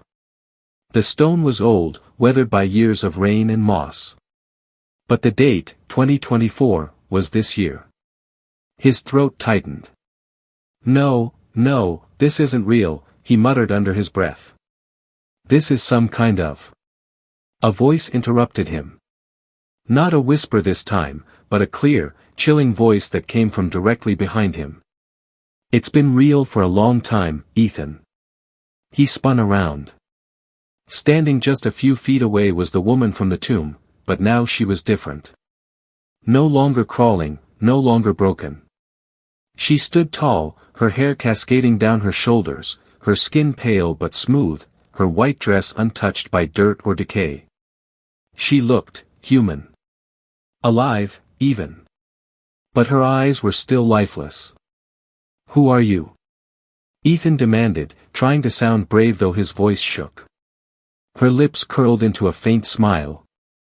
You've been looking for me since the first night you came here. You just didn't know it. Ethan frowned. That's impossible. I don't even know you. She tilted her head. No. Then why do you wear the same watch? Ethan's gaze dropped to his wrist instinctively. His watch, the old silver one he'd found buried in the dirt near the first gravestone he cleaned. He remembered brushing it off, thinking it must have belonged to someone long ago. But when he looked up again, the woman's wrist glowed faintly. She was wearing the same watch. Identical. Down to the tiny crack on the glass face. He took a step back. What the hell are you? She didn't move closer, but the air around her seemed to pulse, heavy and electric. I'm what happens when the dead are forgotten, she said softly. I'm what this place becomes when no one remembers our names. Ethan's voice trembled. I didn't mean to open your tomb. I just... You disturbed the silence, she whispered, her tone suddenly sharp. You woke them up. Now they want what was taken from them. Who? He asked, panic rising in his voice. She didn't answer. Instead, she raised her hand and pointed to the graves behind him. The fog shifted. Figures emerged one by one, men, women, children, all with decaying faces and hollow eyes. They stood silently, staring at Ethan. The ground beneath his feet began to tremble, the earth cracking open as skeletal hands reached out from the soil. He stumbled backward, tripping over a root. The woman smiled faintly, her voice echoing through the air like a hymn. They remember you, Ethan. Because you were one of them. The ground split open. Ethan fell. The world twisted into blackness as he plunged downward through soil, roots, and bones. When he finally hit something solid, he gasped and looked around. He was lying in a coffin. But it wasn't old, it was new. Freshly built. The lid above him was nailed shut, and faint light seeped through the cracks. He tried to move, but his hands hit the sides. Panic surged through him as he pounded on the lid. Then he heard it, the scraping sound of dirt being shoveled over him. Someone was burying him alive. No. Stop, he screamed, his fists slamming against the wood. Please. I'm not dead. But the shoveling didn't stop. The sound grew fainter, muffled by layers of earth. Then, finally, silence. Complete, suffocating silence. He could feel his heartbeat racing in his chest, the air thinning, his vision blurring. And then, faintly, through the wood, came the voice of the woman again, soft, almost gentle. You never left the grave, Ethan. You only thought you did. The darkness swallowed him whole. But somewhere above, in the fog-drenched cemetery, his flashlight flickered back to life, lying beside the open tomb, its beam pointing at a fresh grave. A grave with Ethan Harper's name carved on it. Ethan gasped for air, clawing at the coffin lid until his fingers bled. His screams went unheard, muffled by the tons of dirt above him. The air was thick, warm, and smelled of rot and damp wood. Panic wrapped around him like a living thing, squeezing his lungs until every breath became a fight. But then, something changed. The air inside the coffin shifted, cooler, almost moving, as though someone had opened a vent from below. Ethan froze. The sound wasn't above him, it was beneath him. From below the coffin came a faint knocking. Slow, deliberate, in a rhythm that almost felt like Morse code. 3 knocks. Pause. 3 more. He pressed his ear to the coffin's wooden base, trembling. The knocks grew louder, faster, until suddenly, crack, the wood beneath him splintered. His body dropped through the floor, landing hard on damp soil. He gasped, coughing dirt from his mouth, and lifted his head. He wasn't in a grave anymore. He was in a tunnel. The narrow corridor stretched into darkness on both sides, lined with bones stacked neatly along the walls. Skulls stared at him with hollow eyes, and scraps of decayed clothing clung to skeletal arms reaching out from the earth. The air was thick with the stench of mildew and centuries-old death. Somewhere in the distance, water dripped rhythmically, echoing like a ticking clock. He grabbed his flashlight, it was miraculously still working, and shone it down the tunnel. The walls weren't just dirt and bone. Words were carved into them, hundreds of names etched by hand, some barely legible. But when he moved closer, he noticed that some of the names had been scratched out, violently, as if someone had tried to erase them from existence. He ran his fingers over one of the gouged-out spots. Beneath the rough surface, faintly visible, was a single word. Ethan. His blood ran cold. He stumbled backward, dropping the flashlight. The beam rolled across the floor and stopped at a pair of feet. Bare. Pale. Covered in dirt. Slowly, Ethan raised his eyes. Standing in front of him was the woman again, the one from the tomb.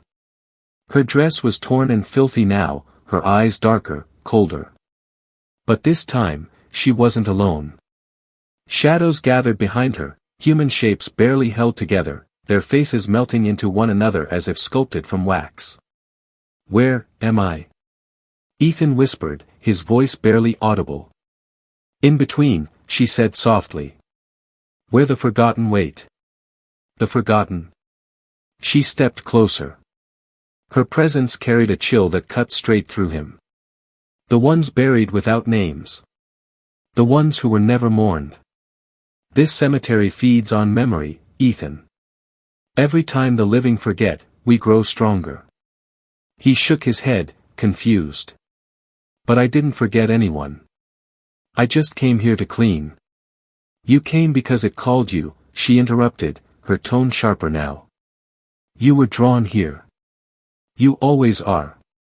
Ethan's breath quickened. "What do you mean, always?" The woman smiled faintly. "You've done this before." His mind reeled. Images flashed in his head, moments he couldn't remember but somehow felt familiar, walking through the same fog, opening the same tomb, hearing the same whispers. Over and over again, like an endless loop. "No," he said, shaking his head violently. "That's not possible. I'd remember." "You do remember," she whispered, "but the grave takes it away each time." The shadows behind her began to move, slithering along the walls like liquid darkness.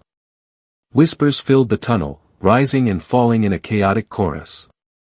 Ethan stumbled backward until his hand brushed against something cold. He looked down, and realized he was touching another coffin. But this one wasn't buried. It was sitting upright, wedged into the wall like a display. The lid was glass. And inside, was him. Ethan froze, staring at his own face behind the glass. His eyes were closed, his skin pale, lips slightly parted as if caught in mid-breath. The reflection of his flashlight shimmered across the coffin, making it seem like the body was breathing. He stumbled back, horror flooding his veins. "No, that's not me. That can't be me." The woman tilted her head. "It's always you. Every soul that enters this place becomes part of it. The caretaker, the wanderer, the lost, they all wear your face before they fade." She reached out her hand. "You can still leave, but you have to trade something." He hesitated, his voice shaking. "Trade what?" "Your name," she said simply. "If you give it up, the grave won't know you.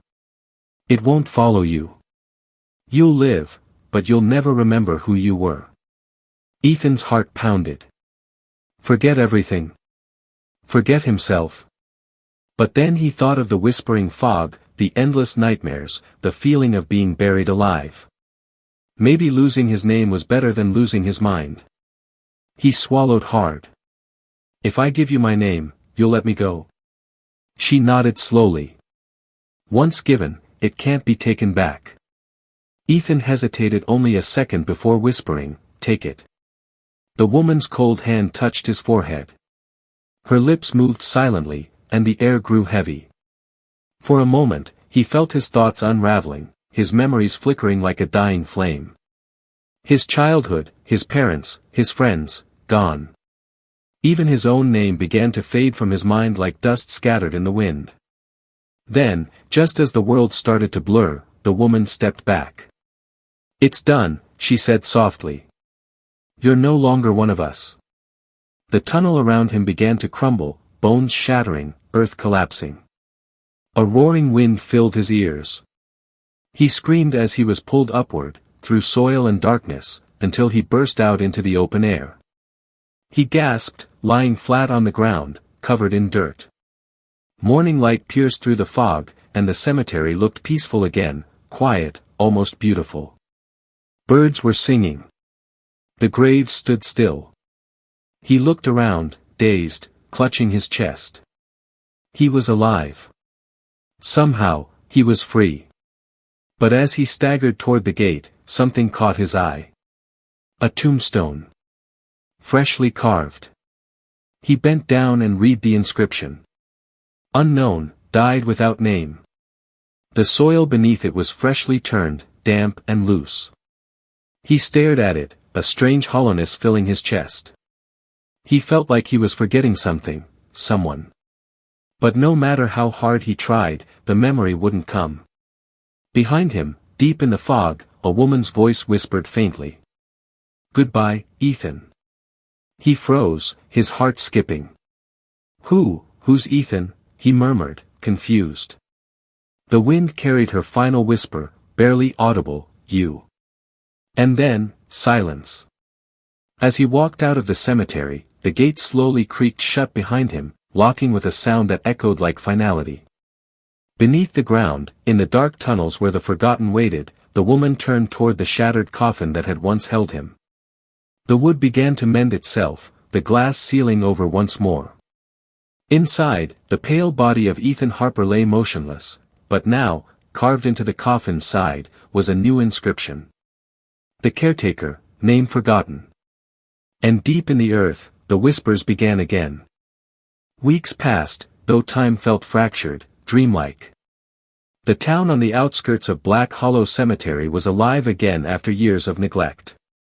Birds returned to the oaks, and morning mist no longer lingered like a curse. People said the graveyard had finally gone silent, that whatever haunted those old stones had moved on. Yet the locals noticed something else too. Every dawn, a faint lantern light flickered among the graves, weaving slowly between headstones, just before sunrise. Some thought it was a groundskeeper, others a trick of the fog. But none dared to get close enough to find out. One overcast morning, a traveling photographer named Laura Finch drove into town. She had heard the stories, about the cursed cemetery, the disappearances, and the strange light that wandered through the dead. To her, it was perfect. She was building a portfolio of haunted places for her new documentary series, America's Forgotten Shadows. The residents warned her not to go after dark, but Laura only smiled. "Ghosts don't scare me," she said confidently. That evening, she parked her truck near the rusted iron gates of Black Hollow Cemetery. The sun was sinking behind a curtain of clouds, and the wind carried the smell of rain and old stone. The sign over the gate was barely legible, its letters half-eaten by rust and time, Black Hollow, EST 1851. As Laura set up her camera, she noticed something odd. The gate, though heavy, was unlocked. It swung open with a sound like a groan from the earth itself. Inside, the cemetery stretched far deeper than she expected. The rows of graves seemed endless, fading into a wall of mist at the far end. Some tombstones leaned like weary soldiers, others stood freshly cleaned. She paused. Freshly cleaned. Her flashlight beam caught a trail of footprints, bare, human, leading deeper between the rows. Whoever made them had been here recently. She followed, heart pounding with excitement. The prints led her to a section of the cemetery where the fog thickened like a living thing. She felt the air change, colder, heavier. A low hum seemed to vibrate beneath her feet, as if the ground itself was breathing. Then she saw it, the lantern light. A faint, flickering glow moving slowly between the graves, steady and deliberate. Someone was there. Laura crouched behind a tall monument and zoomed in through her camera lens. The figure was tall, wearing a dark coat that hung almost to the ground. The lantern illuminated his face just enough to show pale skin and deep, hollow eyes. His expression was blank, like someone half asleep, lost in a dream. Laura pressed record. "Hey," she called out. "Are you the caretaker?" The figure froze. The lantern dimmed slightly, its light trembling like a candle in the wind. Laura stepped closer, trying to steady her voice. "I'm not here to cause trouble. I just want to talk, maybe film a few shots for my documentary. Please, don't be scared." The man didn't move for several seconds. Then, slowly, he turned toward her. The light hit his face fully. Laura's breath caught in her throat. His eyes were gray and distant, as if they belonged to someone long dead. There was something achingly sad about him, something that drew her in and frightened her all at once. "You shouldn't be here after dark," he said quietly. His voice was low, almost monotone, carrying an unnatural echo, as if two voices spoke at once, overlapping perfectly. Laura hesitated. "Are you the caretaker of this place?" He looked past her, as though hearing something she couldn't. Then, almost absently, he nodded. "Yes. I keep the silence." She frowned. "What do you mean?" He raised his lantern, and for a moment, the flame flared unnaturally bright. The light spilled across the graves, revealing hundreds of headstones, each freshly polished, each name clearly carved. But one stood out. The name on it read, "Unknown, died without name." The soil before it was slightly sunken, as if recently disturbed. Laura aimed her camera at it. "Who's buried there?" she asked softly. The caretaker's gaze fell upon the grave, his face expressionless. "Someone who once had a name. Someone who gave it away." Laura shivered. "You talk like you knew them." "I did," he said simply. "But I don't remember how." Lightning flashed across the sky, followed by a low rumble of thunder. The wind began to pick up, scattering dry leaves across the path. The lantern flickered again. Laura adjusted her lens, but her hands were trembling. There was something terribly off about this man. His movements were slow, deliberate, mechanical. And the more she looked, the more she noticed that his boots left no footprints in the mud. She swallowed hard. "Sir, are you?" He raised a hand, silencing her. His eyes darted toward the fog beyond them. "They're waking," he whispered. "What?" "The forgotten," he said, his voice low and strained. "You've disturbed the quiet. They don't like to be seen." Before Laura could respond, a cold gust blew through the cemetery, extinguishing the lantern. The world plunged into darkness. Her flashlight sputtered, barely holding a beam. And then she heard it, soft whispering all around her, weaving through the fog. Dozens of voices, low and desperate. She spun around, the camera shaking in her hand. "Who's there?" From the mist, shadows began to form, figures barely visible, moving slowly between the graves. She caught glimpses of faces, hollow, pale, eyeless. The same faces from the old legends of Black Hollow. "Run," the caretaker said quietly. Laura turned to him, but he was already walking toward the fog. His lantern reignited, glowing brighter now, its light pulling the shadows toward him like moths to a flame. "Go," he repeated, his voice growing distant. "They remember you now." "But why?" she cried out. "I didn't do anything." He looked over his shoulder, and for a brief moment, his gray eyes met hers. Beneath the hollow calm, there was something ancient there, something bound by endless repetition. "You came looking for the dead," he said softly. "Now they're looking for you." The wind roared, the fog closed in, and Laura felt invisible hands brushing against her coat. She ran, stumbling through the rows of graves, her flashlight flickering wildly. Behind her, she heard the caretaker's voice echo through the darkness. Remember their names, or they'll take yours. She didn't stop running until she burst through the cemetery gate and collapsed beside her truck. When she looked back, the fog had vanished. The grave stood silent. The lantern light was gone. But on her camera screen, the last frame she'd recorded showed something she hadn't seen in person. Right behind the caretaker, dozens of shadowy figures staring directly at the lens. And in the corner of the frame, faintly etched into the stone of the nearest tomb, were 4 chilling words. The caretaker still remembers. Laura didn't sleep that night.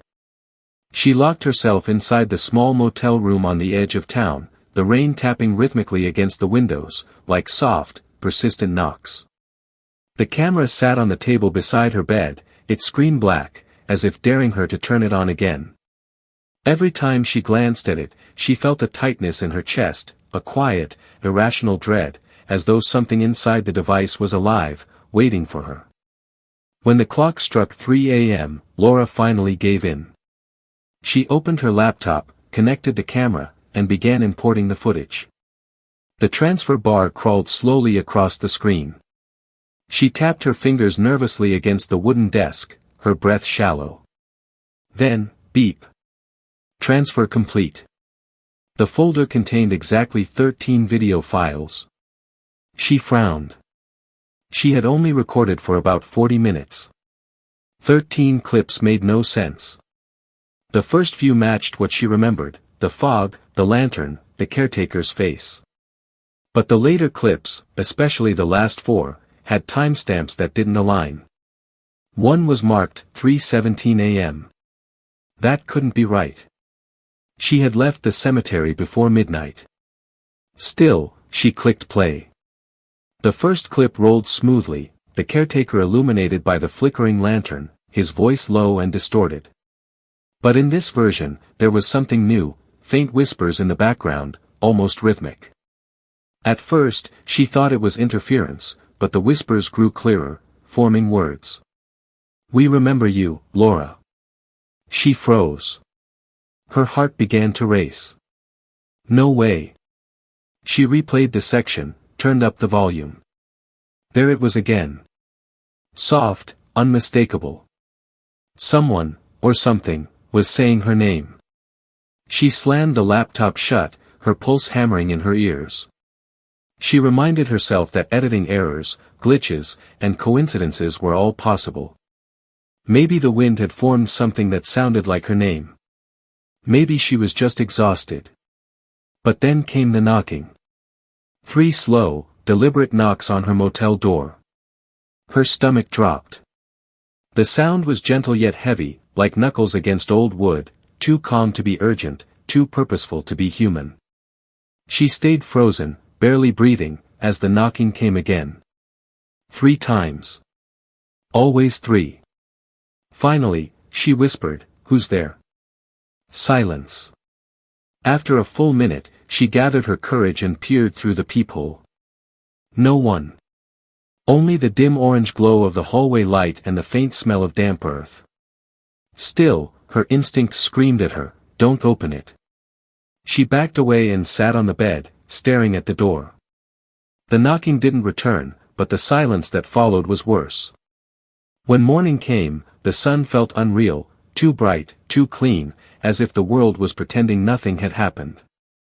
Laura packed her bags, ready to leave town. But before she could, her phone buzzed.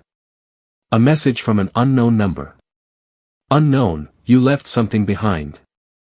Attached was a photo, grainy, monochrome, like an image taken from an old security camera. It showed the cemetery gate.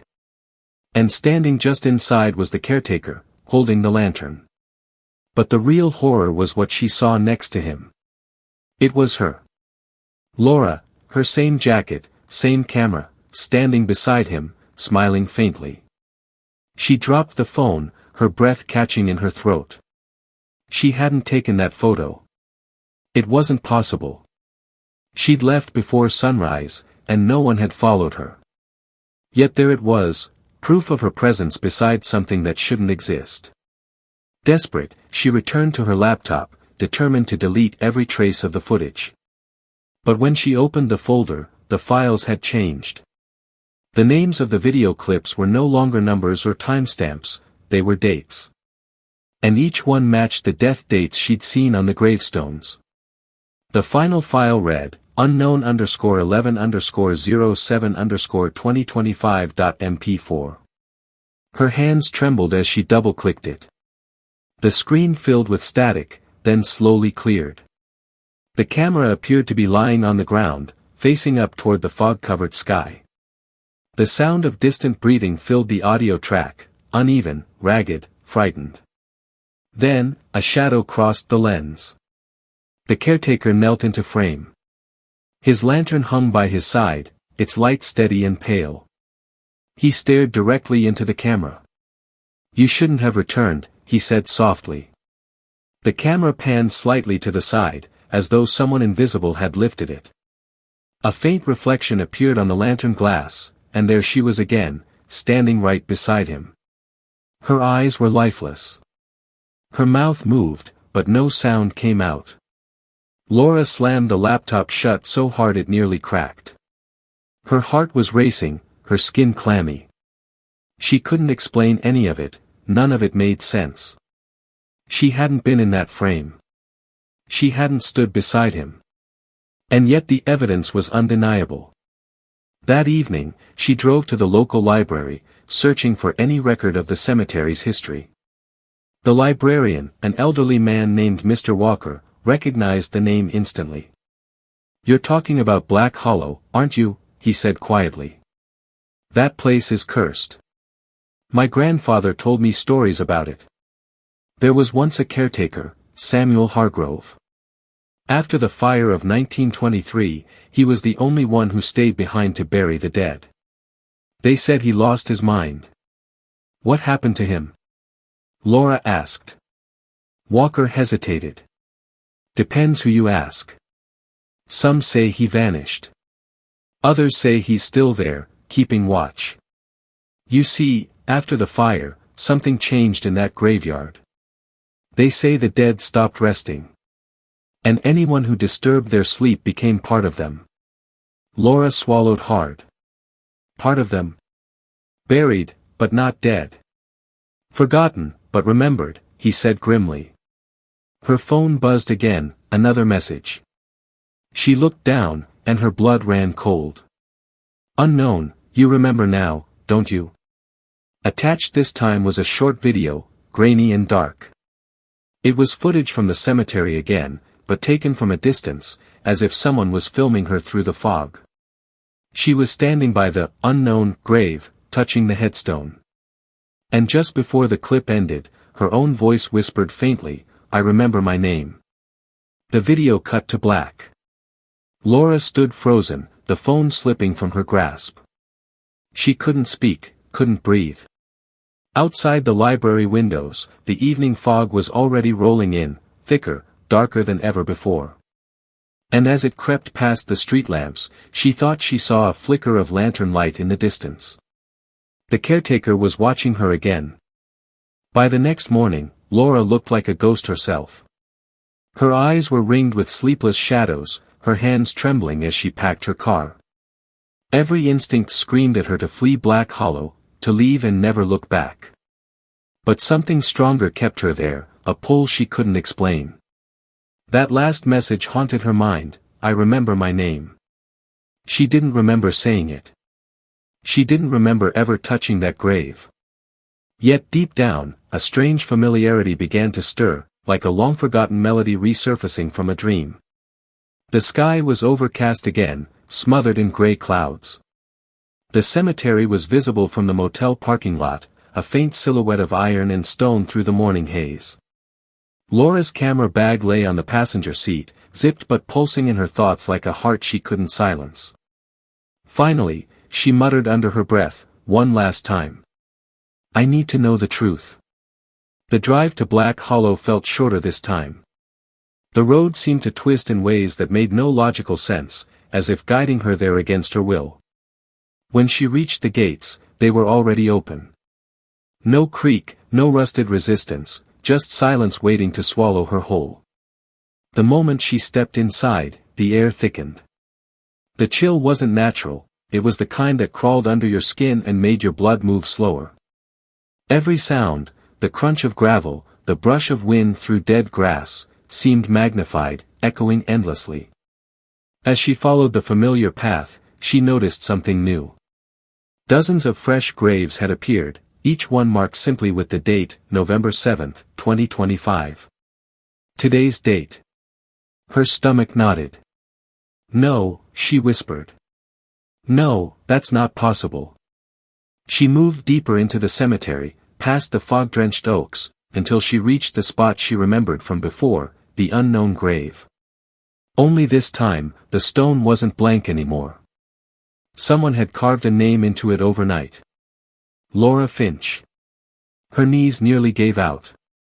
She stumbled backward, clutching her camera for balance. The letters were fresh, the edges sharp and clean. There was even a small pile of damp earth before it, as if a grave had just been filled. She shook her head in disbelief. This is a sick joke. Then came that voice again. Calm. Familiar. Heavy with sorrow. You shouldn't have come back. The caretaker emerged from behind a row of headstones, the same dim lantern swaying in his hand. His face looked older now, the skin stretched thin, as if the very air around him was draining his life away. You lied to me, Laura said, her voice breaking. You said you didn't remember who was buried here. He looked at her, his gray eyes unreadable. I didn't lie. I forgot. That's what happens here. We all forget until it's too late. What are you talking about? He stepped closer, the lantern's glow brushing across her face. You came here before, Laura. Long before the fire was out. You were one of the reporters who came to document the ruins in 1923. She blinked in confusion. That's impossible. I wasn't even born then. Time doesn't flow here like it does outside, the caretaker whispered. It bends. Folds. The dead remember moments differently. Sometimes, the living step inside their memory and forget which side they belong to. She felt dizzy. Her vision blurred, the world spinning in a slow, suffocating loop. You're saying I died here? He nodded faintly. You never left. You've been coming back ever since. Each time, you forget who you are until you see your name again. No, she whispered, clutching her head. No, I have a life. A job. I have, she paused. Images flashed in her mind, her apartment, her colleagues, her friends. But their faces were foggy, like water-stained photographs. No clear details, no voices. Just vague silhouettes slipping away. Her knees hit the ground. This isn't real. The caretaker knelt beside her, his expression full of quiet pity. It's real enough to hurt. You were buried after the fire. You stayed behind to film what happened. The smoke got you first. You never escaped. Lightning flashed above, illuminating the graveyard in stark white.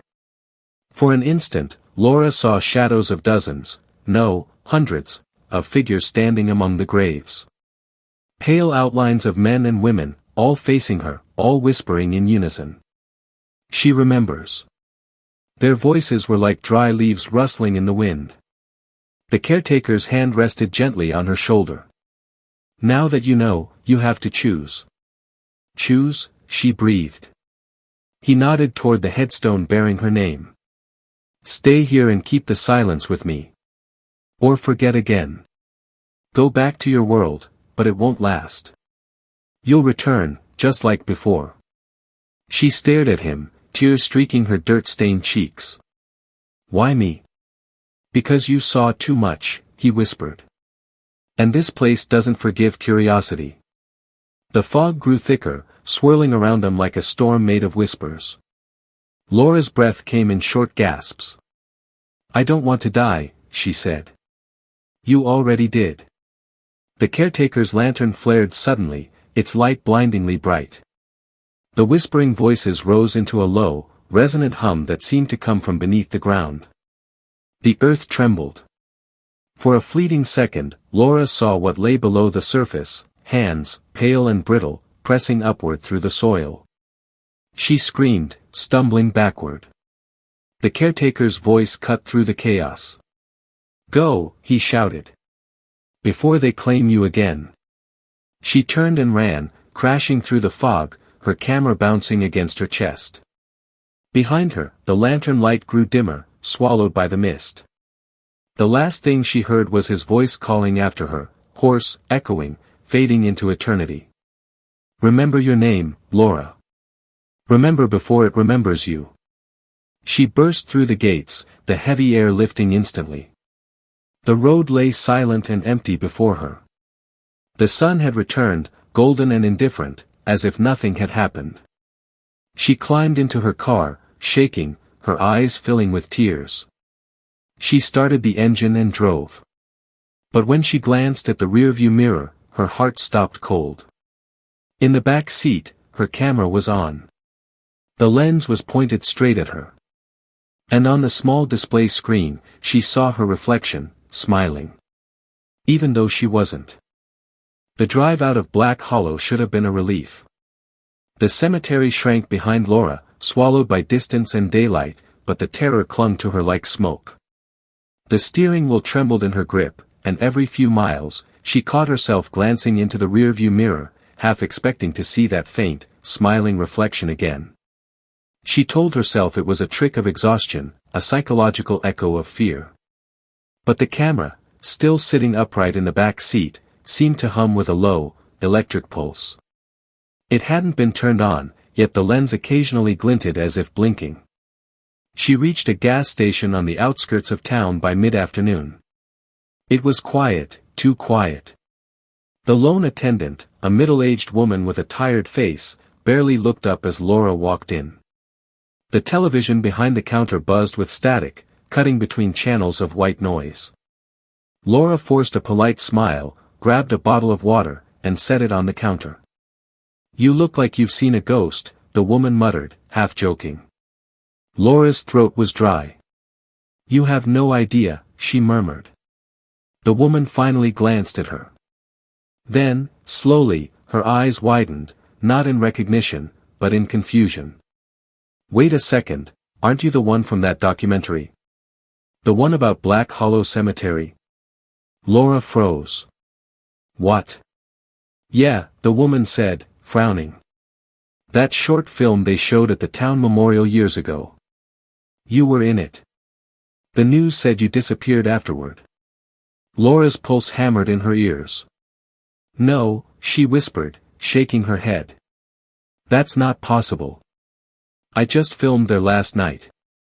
But the attendant was already backing away slightly, studying her as though she were looking at something not entirely human. "That's funny," she said quietly. "Because that film was from 1923. The bottle slipped from Laura's hand, water splashing across the counter. Her heart felt like it had stopped. "No," she said again, more to herself than to the woman. "That can't be true. I'm alive. I'm alive." The attendant pointed toward a dusty shelf near the back wall. "There's an old DVD there. Folks still come asking about it sometimes. The lost footage of Black Hollow, they call it. You might want to see for yourself." Laura moved on autopilot, her body cold and mechanical. The DVD was unmarked except for a white label with a date written in faded ink, 1923. Her hands trembled as she slid a few crumpled bills across the counter and left without another word. Outside, she sat in her car, breathing hard. The camera in the back seat had shifted again, it now faced the front, its lens perfectly centered on her. She didn't remember touching it. For a long moment, she just stared at it, then reached for her laptop. She inserted the DVD. The screen flickered to life. A black and white image appeared, grainy, shaky. The opening shot was unmistakable, the same fog, the same cemetery gate, the same carved words Black Hollow, EST 1851. The next scene showed a young woman, her Or at least, someone identical to her, standing beside a man holding a lantern. The caretaker.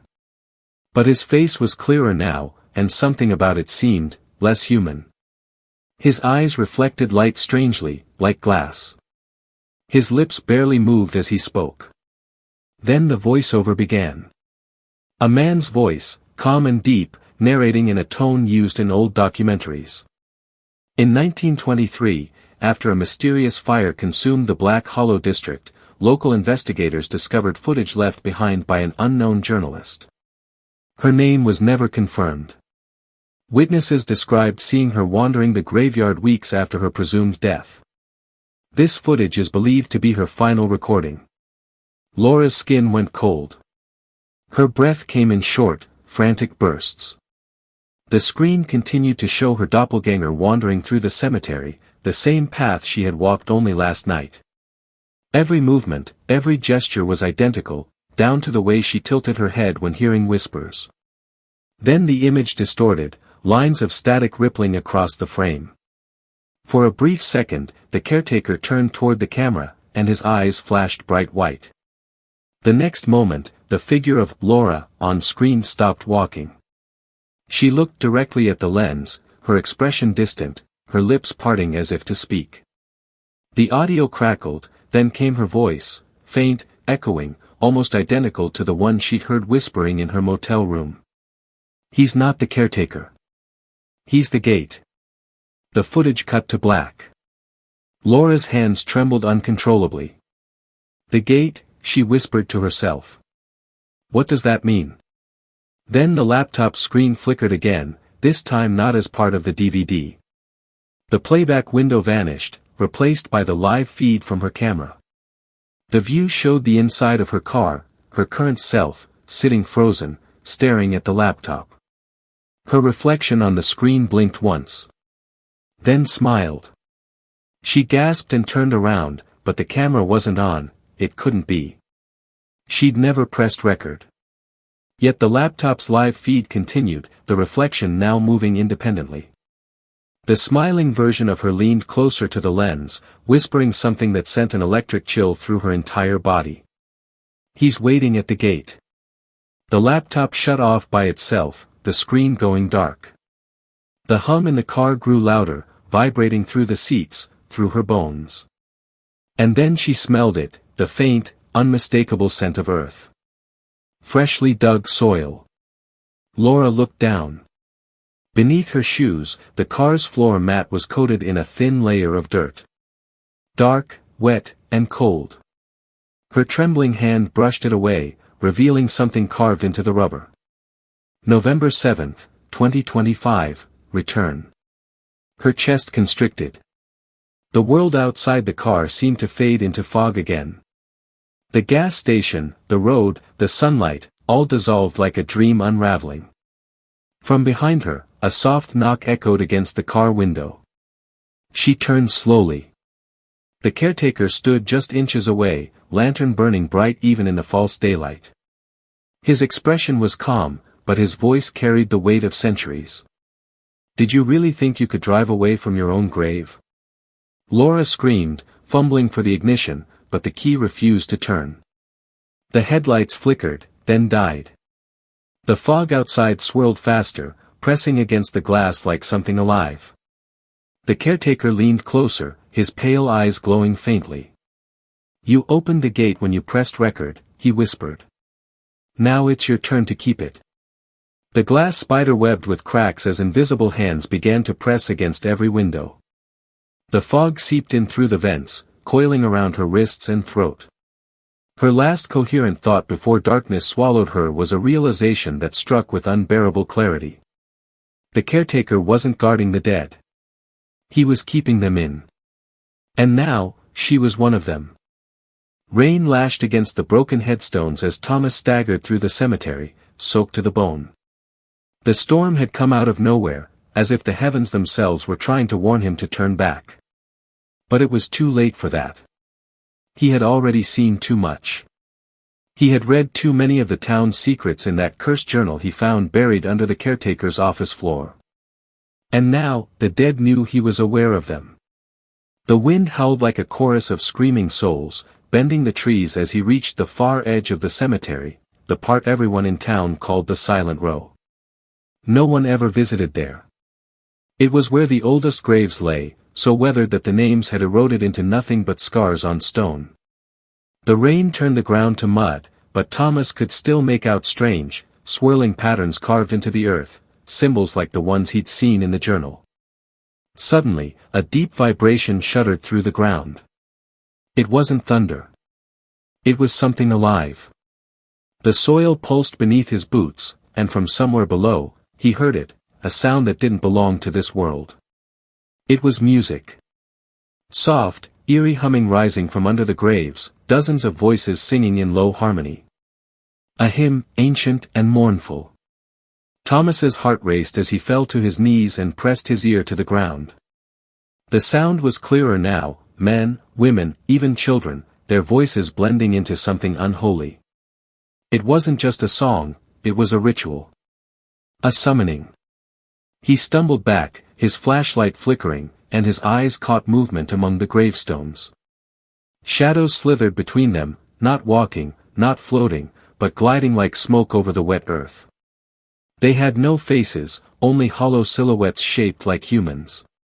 And they were gathering. Then, as lightning split the sky, Thomas saw her again, the pale woman in the white dress, standing at the center of the graveyard. She was barefoot, her hair dripping with rain, her head tilted slightly as if listening to the ground. Her lips were moving. She was the conductor of the underground choir. Thomas shouted through the wind, "Who are you? What do you want from me?" She turned slowly toward him, her eyes black and endless, her voice soft but carrying over the thunder. "You opened the grave that was never meant to be touched. You woke them, Thomas. Now they remember you." Before he could move, the earth beneath her split open. A wave of hands, gray, skeletal, clawing, erupted from the soil. They reached for her dress, her hair, her legs, and she smiled as they pulled her down into the darkness.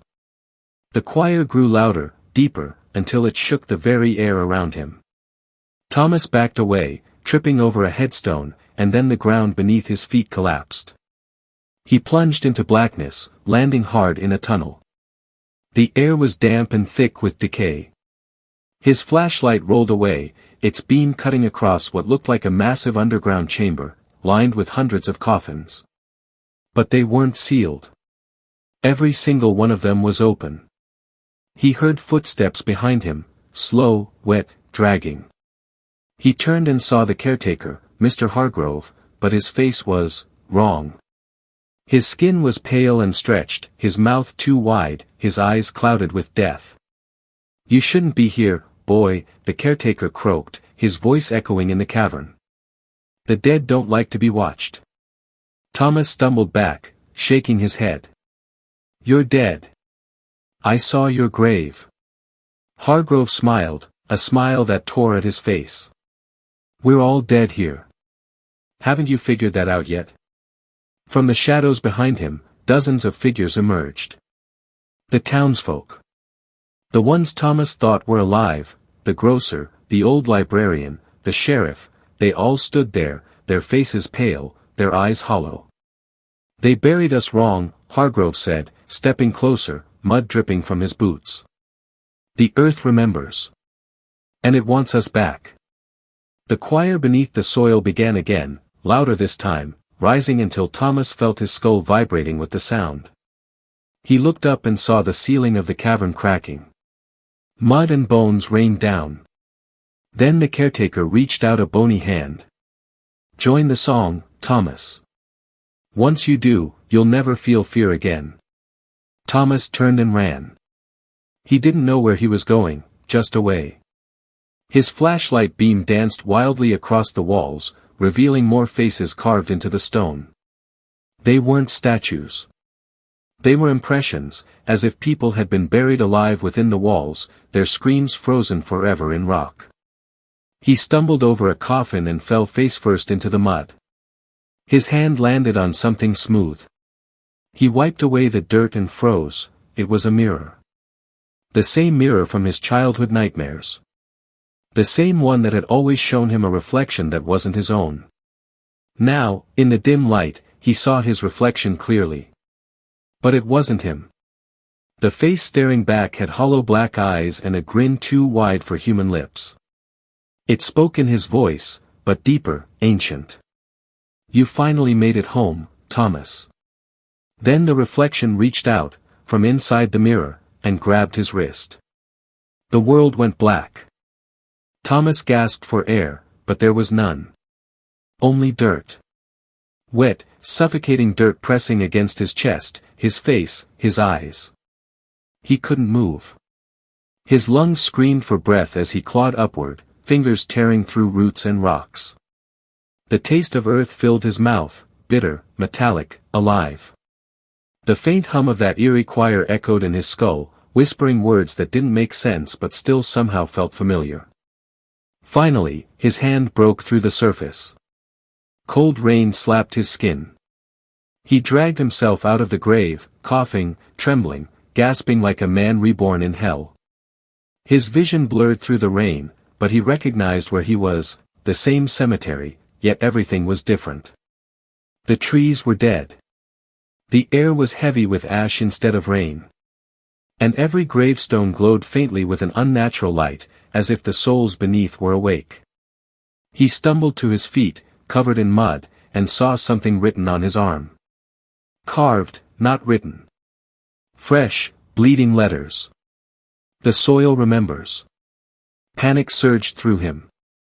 He turned in circles, scanning the endless graves that seemed to stretch far beyond their real boundary. The cemetery was no longer part of his town, it was an entire world of tombs now, infinite and silent, bathed in sickly gray light. He called out, "Is anyone there?" The answer came from everywhere at once. Hundreds of whispering voices murmuring his name. Thomas. Thomas. Thomas. The sound seemed to swirl around him like wind through hollow bones. He ran, tripping over cracked tombstones, desperate to find an exit. But the gate was gone. Only more graves stood where the entrance once was. As he sprinted through the mist, he saw movement, a flicker of light, a figure crouched beside a grave. It was the pale woman again, her white dress now black with mud, her hair tangled like seaweed. She was humming that same terrible melody, tracing symbols into the soil with her fingers. Thomas hesitated, then shouted, "What is this place? What do you want from me?" She looked up, her eyes hollow yet burning with a strange sadness. "It's not what I want, Thomas. It's what you promised."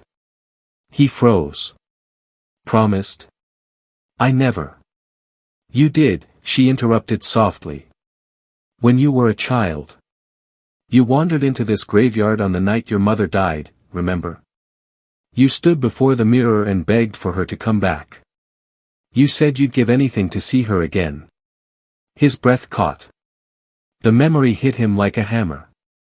He had been only 8 years old, alone, terrified, staring at the moonlit reflection of his own tear-streaked face in that old family mirror. And then he had whispered, "I'd give anything to bring her back." The woman smiled faintly, though tears streamed down her face. "And the soil heard you." Lightning split the sky, and behind her, the ground heaved like a breathing lung. Hands burst through the mud, one, then dozens. The dead clawed their way out, their faces half-rotted, yet their eyes wide and filled with pleading. Each one mouthed the same word, "Remember." Thomas stumbled backward in horror. "No, no, this isn't real." The woman stood, her expression both gentle and cold. "You can't bury a promise made in blood, Thomas." You called her soul back, and the others followed. You woke us all. From behind him came the sound of a child laughing, a soft, innocent sound that froze his blood. He turned slowly. Through the fog, a small figure appeared. A little girl in a faded red coat, her face pale, her eyes shining with the same hollow blackness. "Mommy says you came back," she whispered. "She's waiting." Thomas's heart nearly stopped. He knew that coat. He knew that voice. It was his sister. Emily. She had died 2 years after their mother, buried in this very cemetery after a house fire. He had never been able to forgive himself for not saving her. He sank to his knees, shaking his head. Emily, no, this can't be real. She smiled sadly. It's real enough to hurt. The woman in white moved closer, her tone now almost kind. If you want to see your family again, you only need to lie back down. The soil will take care of the rest. It always does. Thomas felt something tug at his ankles. He looked down, roots had wrapped around his legs, tightening like snakes. The ground beneath him pulsed, warm and wet, pulling him down inch by inch. He struggled, clawing at the earth, screaming for help, but the more he fought, the faster he sank. Let me go, he shouted, kicking wildly. The woman tilted her head. You never let them go, Thomas. That's why the soil won't release you. He reached out desperately as the mud climbed to his chest. Please, please, I didn't mean for any of this. She stepped closer, her face inches from his. Then end it. Finish what you started. The only way out is down. And with that, she pressed her palm against his forehead. The world exploded in white light. When his vision returned, he was standing, not underground, not in the cemetery, but in his childhood home. The air was warm, the smell of bread filled the kitchen. His mother stood by the counter, humming softly, her face gentle and alive. Emily sat at the table, smiling, her eyes bright. Mom, he whispered, tears filling his eyes. Emily. They both turned to him, smiling wider. But something about their faces was off.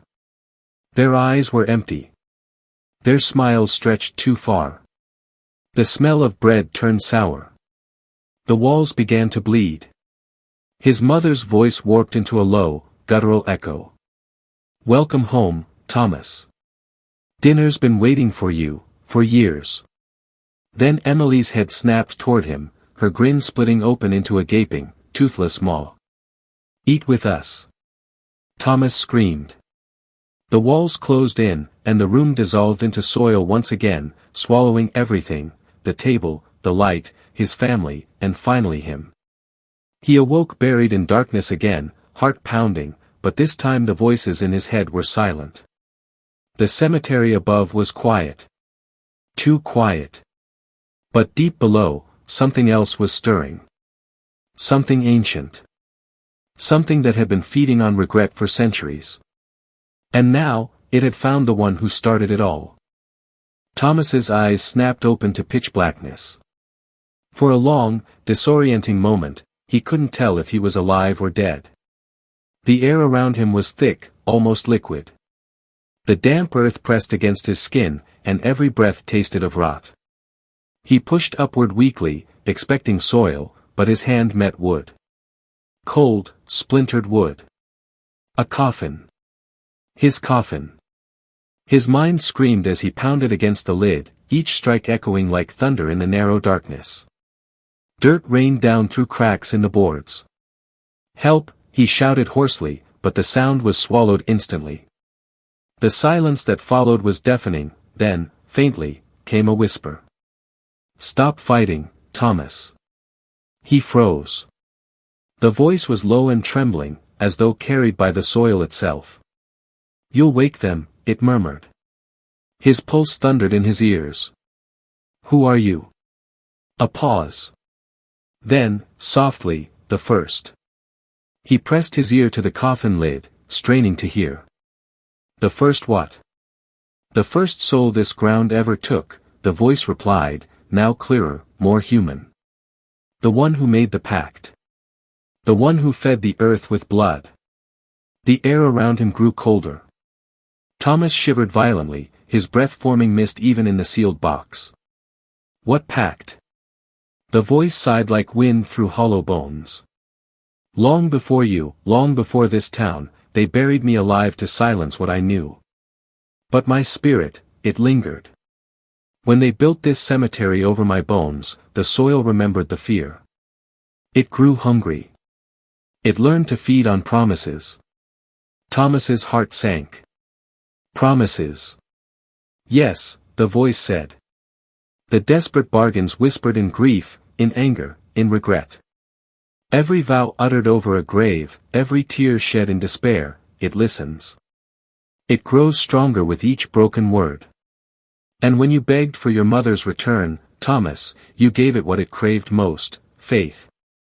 He closed his eyes, trembling. Then how do I stop it?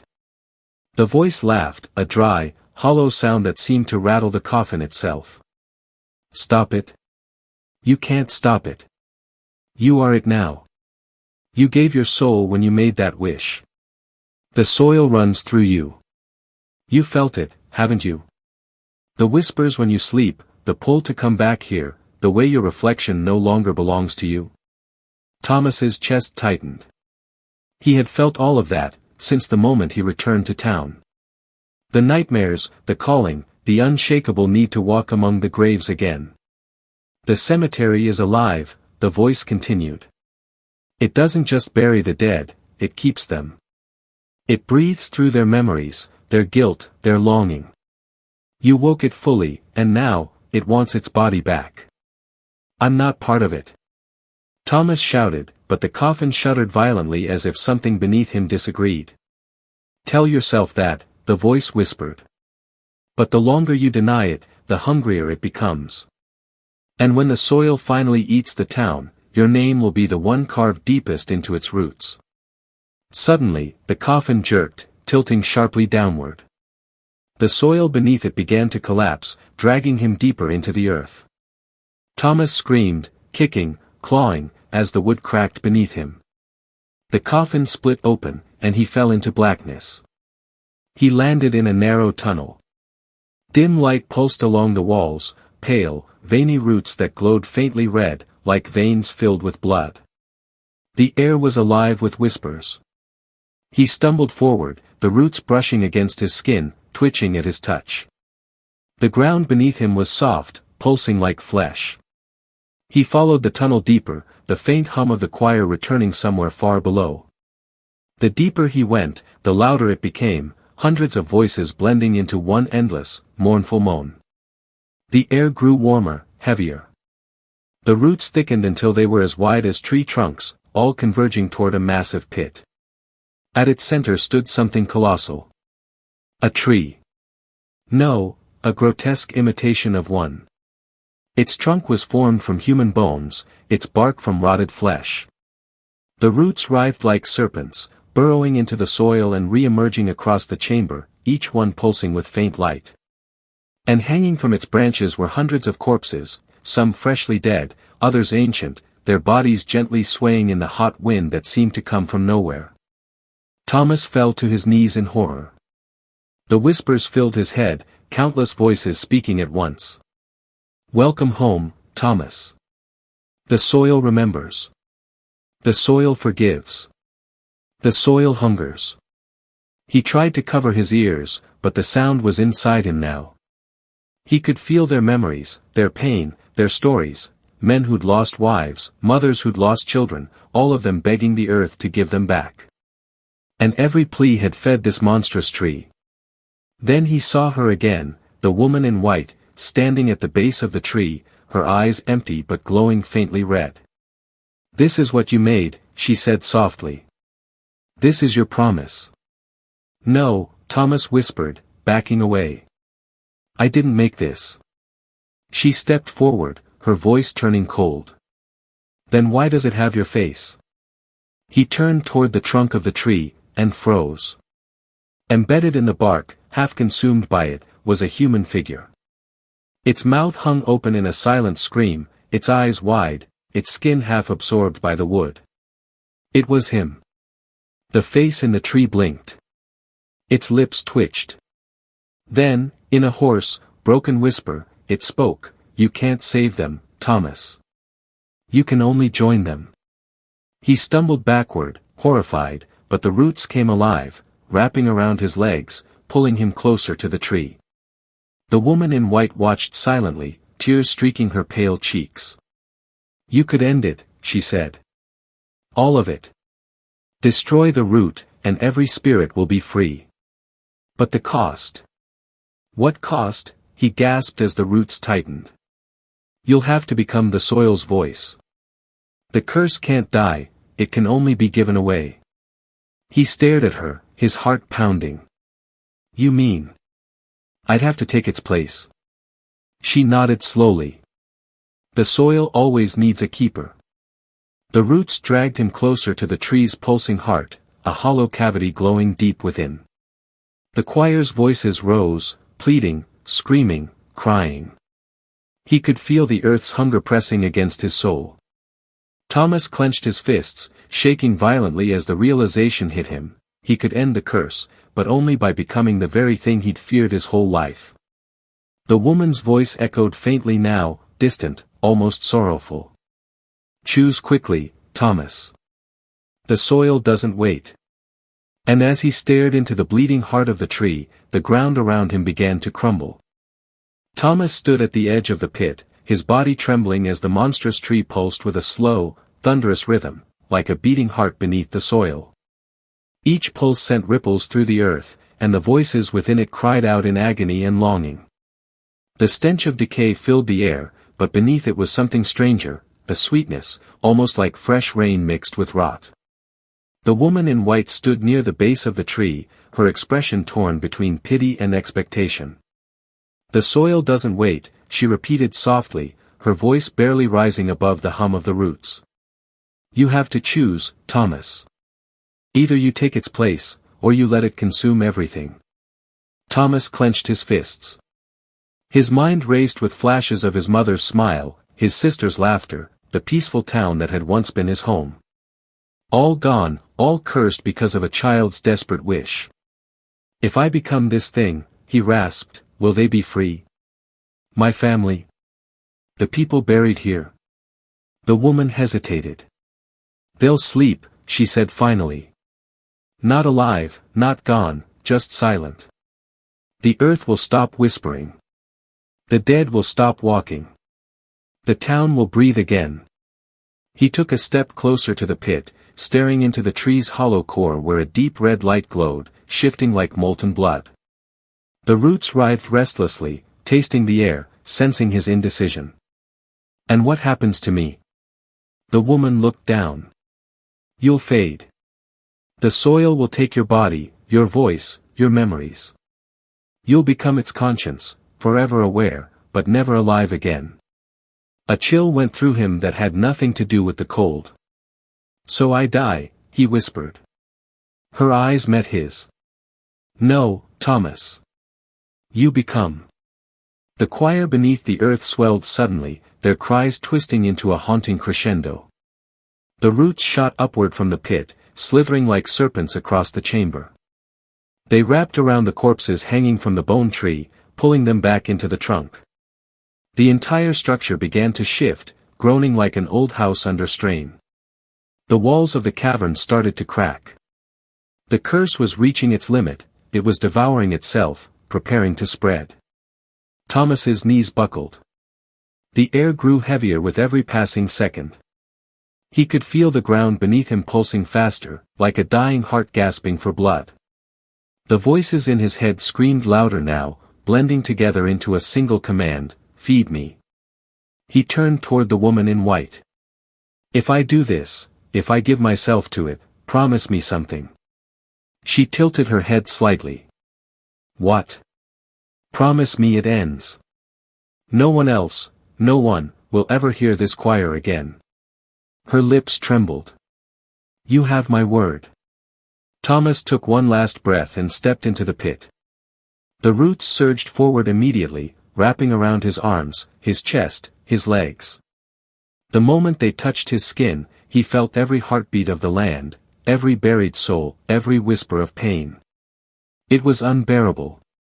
Thousands of lifetimes of regret, sorrow, and fear poured into his mind like a flood. He screamed as the roots dragged him toward the glowing heart of the tree. His flesh burned where the roots touched him. Images flashed before his eyes, his mother's funeral, his sister's grave, the night he made that childish wish, the first time he heard the whispers in the mirror. All of it looped endlessly, replaying with blinding clarity. The woman in white raised her hands, chanting in a language that seemed older than time. The roots responded to her words, twisting tighter around Thomas until he could no longer move. The air shimmered with a strange light. The tree shook violently, the corpses embedded within it dissolving into dust that spiraled upward like smoke. Thomas's body convulsed as he felt his soul being pulled apart.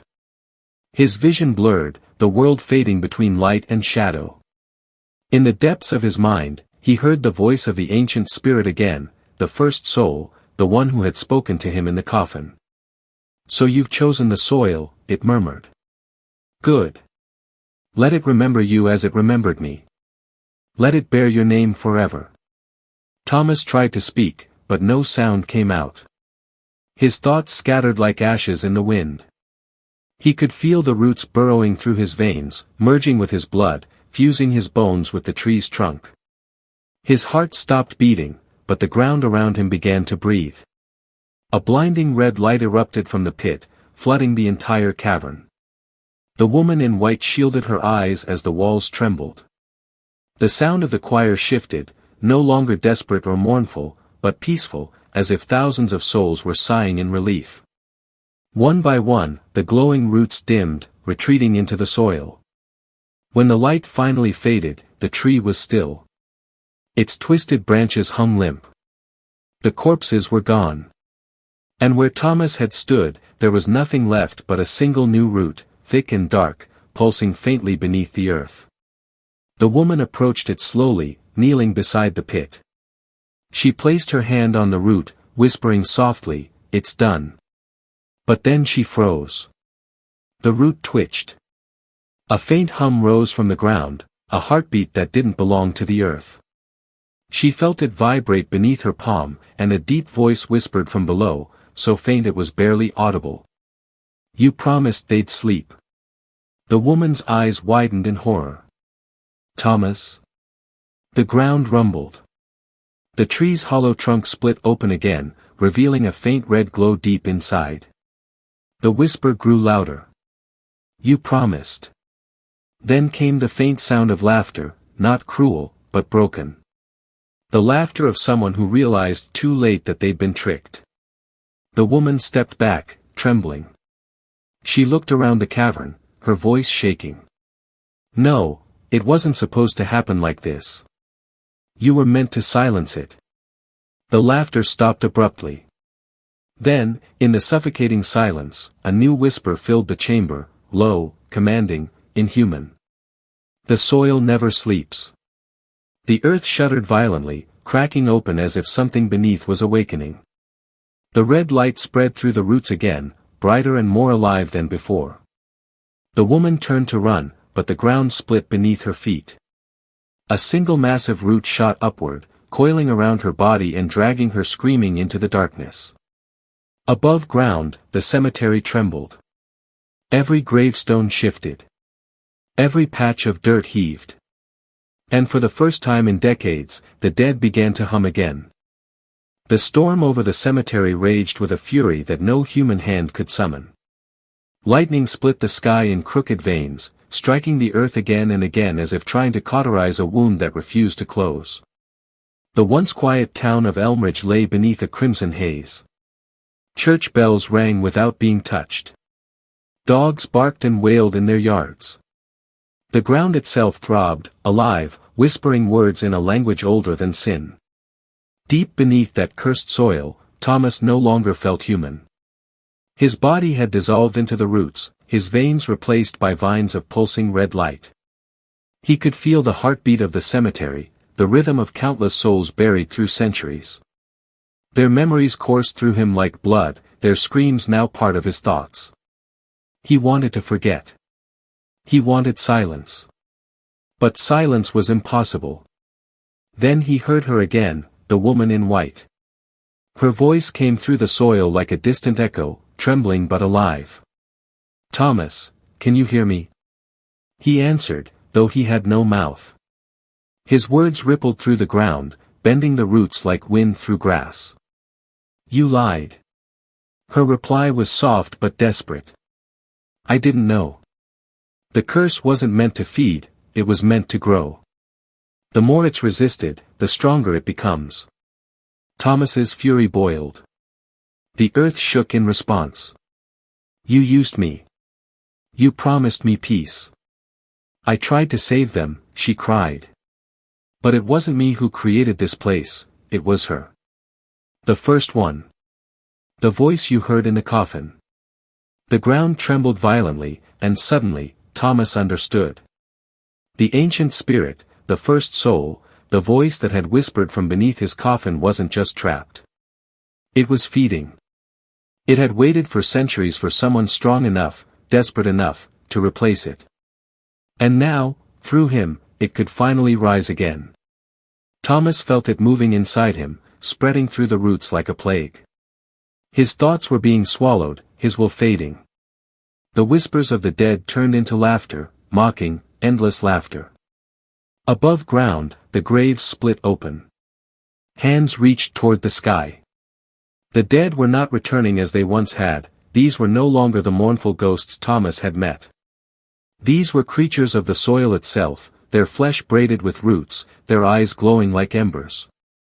They moved with a slow, dreadful unity, crawling from their graves as if guided by a single thought, a thought that belonged to him. In the town square, lights flickered and died. The church steeple cracked in two. The priest who had refused to bury the cursed cemetery years ago fell to his knees, clutching his cross as a deep rumble echoed beneath his feet. The earth split open like a yawning mouth, and from it poured a swarm of whispering shadows that moved with the wind but left footprints behind. Back below, Thomas tried to resist. He could feel his human memories slipping, the smell of his mother's kitchen, the sound of his sister's laughter, the sunlight on his childhood face. All fading. Only the hunger remained. Then, through the endless chorus of voices, he heard one whisper rise above the rest. Thomas. It was Emily. His little sister's voice. Small. Fragile. Human. He turned toward the sound within the sea of whispers, and suddenly, he saw her, not as a ghost, not as one of the cursed dead, but as the memory of a child holding a single white flower. You can stop it, she said softly. You always could. I tried, he murmured through the rumbling earth. It's too late. No, she whispered. You're part of it now. Only you can choose what it remembers. Her words struck him like lightning. What it remembers. The curse had always lived on memory, on promises, grief, regret. It wasn't alive because of the dead, it lived because of the living who couldn't let go. Thomas felt the ancient spirit pushing against his mind, trying to drown Emily's voice. The ground quaked harder, and the bone tree began to reform, twisting back into existence. The first soul's laughter echoed through the cavern. You can't unmake memory, boy. You can only feed it. Thomas's rage burned through the roots. He forced himself to focus, not on the pain, not on the voices, but on what he wanted the soil to remember. His mother's smile. His sister's laughter. The sun. The warmth. The life before death. The soil screamed. The ancient spirit howled as the roots began to turn from red to gold. Light poured from the ground, searing through every tunnel, every grave. The corpses above disintegrated into dust. The storm split open into blinding daylight. Thomas pushed harder. His essence was burning, his thoughts tearing apart. He felt himself unraveling but didn't stop. You'll remember love, he whispered through the trembling earth. Not pain.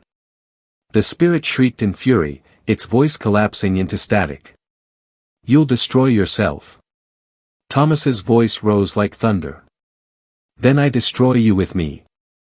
The cemetery erupted in a column of white fire. Every gravestone shattered. The dead returned to dust. The woman in white stood on the collapsing ground, tears streaming down her face as the air shimmered with the light of thousands of souls finally released. When it ended, there was nothing left but silence. The land was still. The graves were empty. The bone tree was gone. And in the center of the field where the cemetery once stood was a single flower, white as snow, blooming from the soil. The townspeople returned days later to find the storm gone and the earth soft beneath their feet. No one spoke of the cemetery again. They built a garden where it once stood, a quiet place of peace. And though no one could explain it, the air there always felt strangely warm, like sunlight through a memory. Sometimes, on quiet nights, if you pressed your ear to the ground, you could hear a faint hum, not of sorrow, but of a lullaby. A song of rest. The soil remembered, but now, it remembered love. Epilogue, 10 years later. A little girl played among the flowers in the garden that once was the cemetery. Her mother called her in, laughing, but the girl lingered by the center of the field where a single white flower stood taller than the rest. She knelt beside it and whispered, "Thank you." A breeze stirred, warm and gentle, brushing her cheek like a hand. And for a fleeting moment, she thought she heard a voice, calm, distant, but full of peace. "You're welcome, Emily."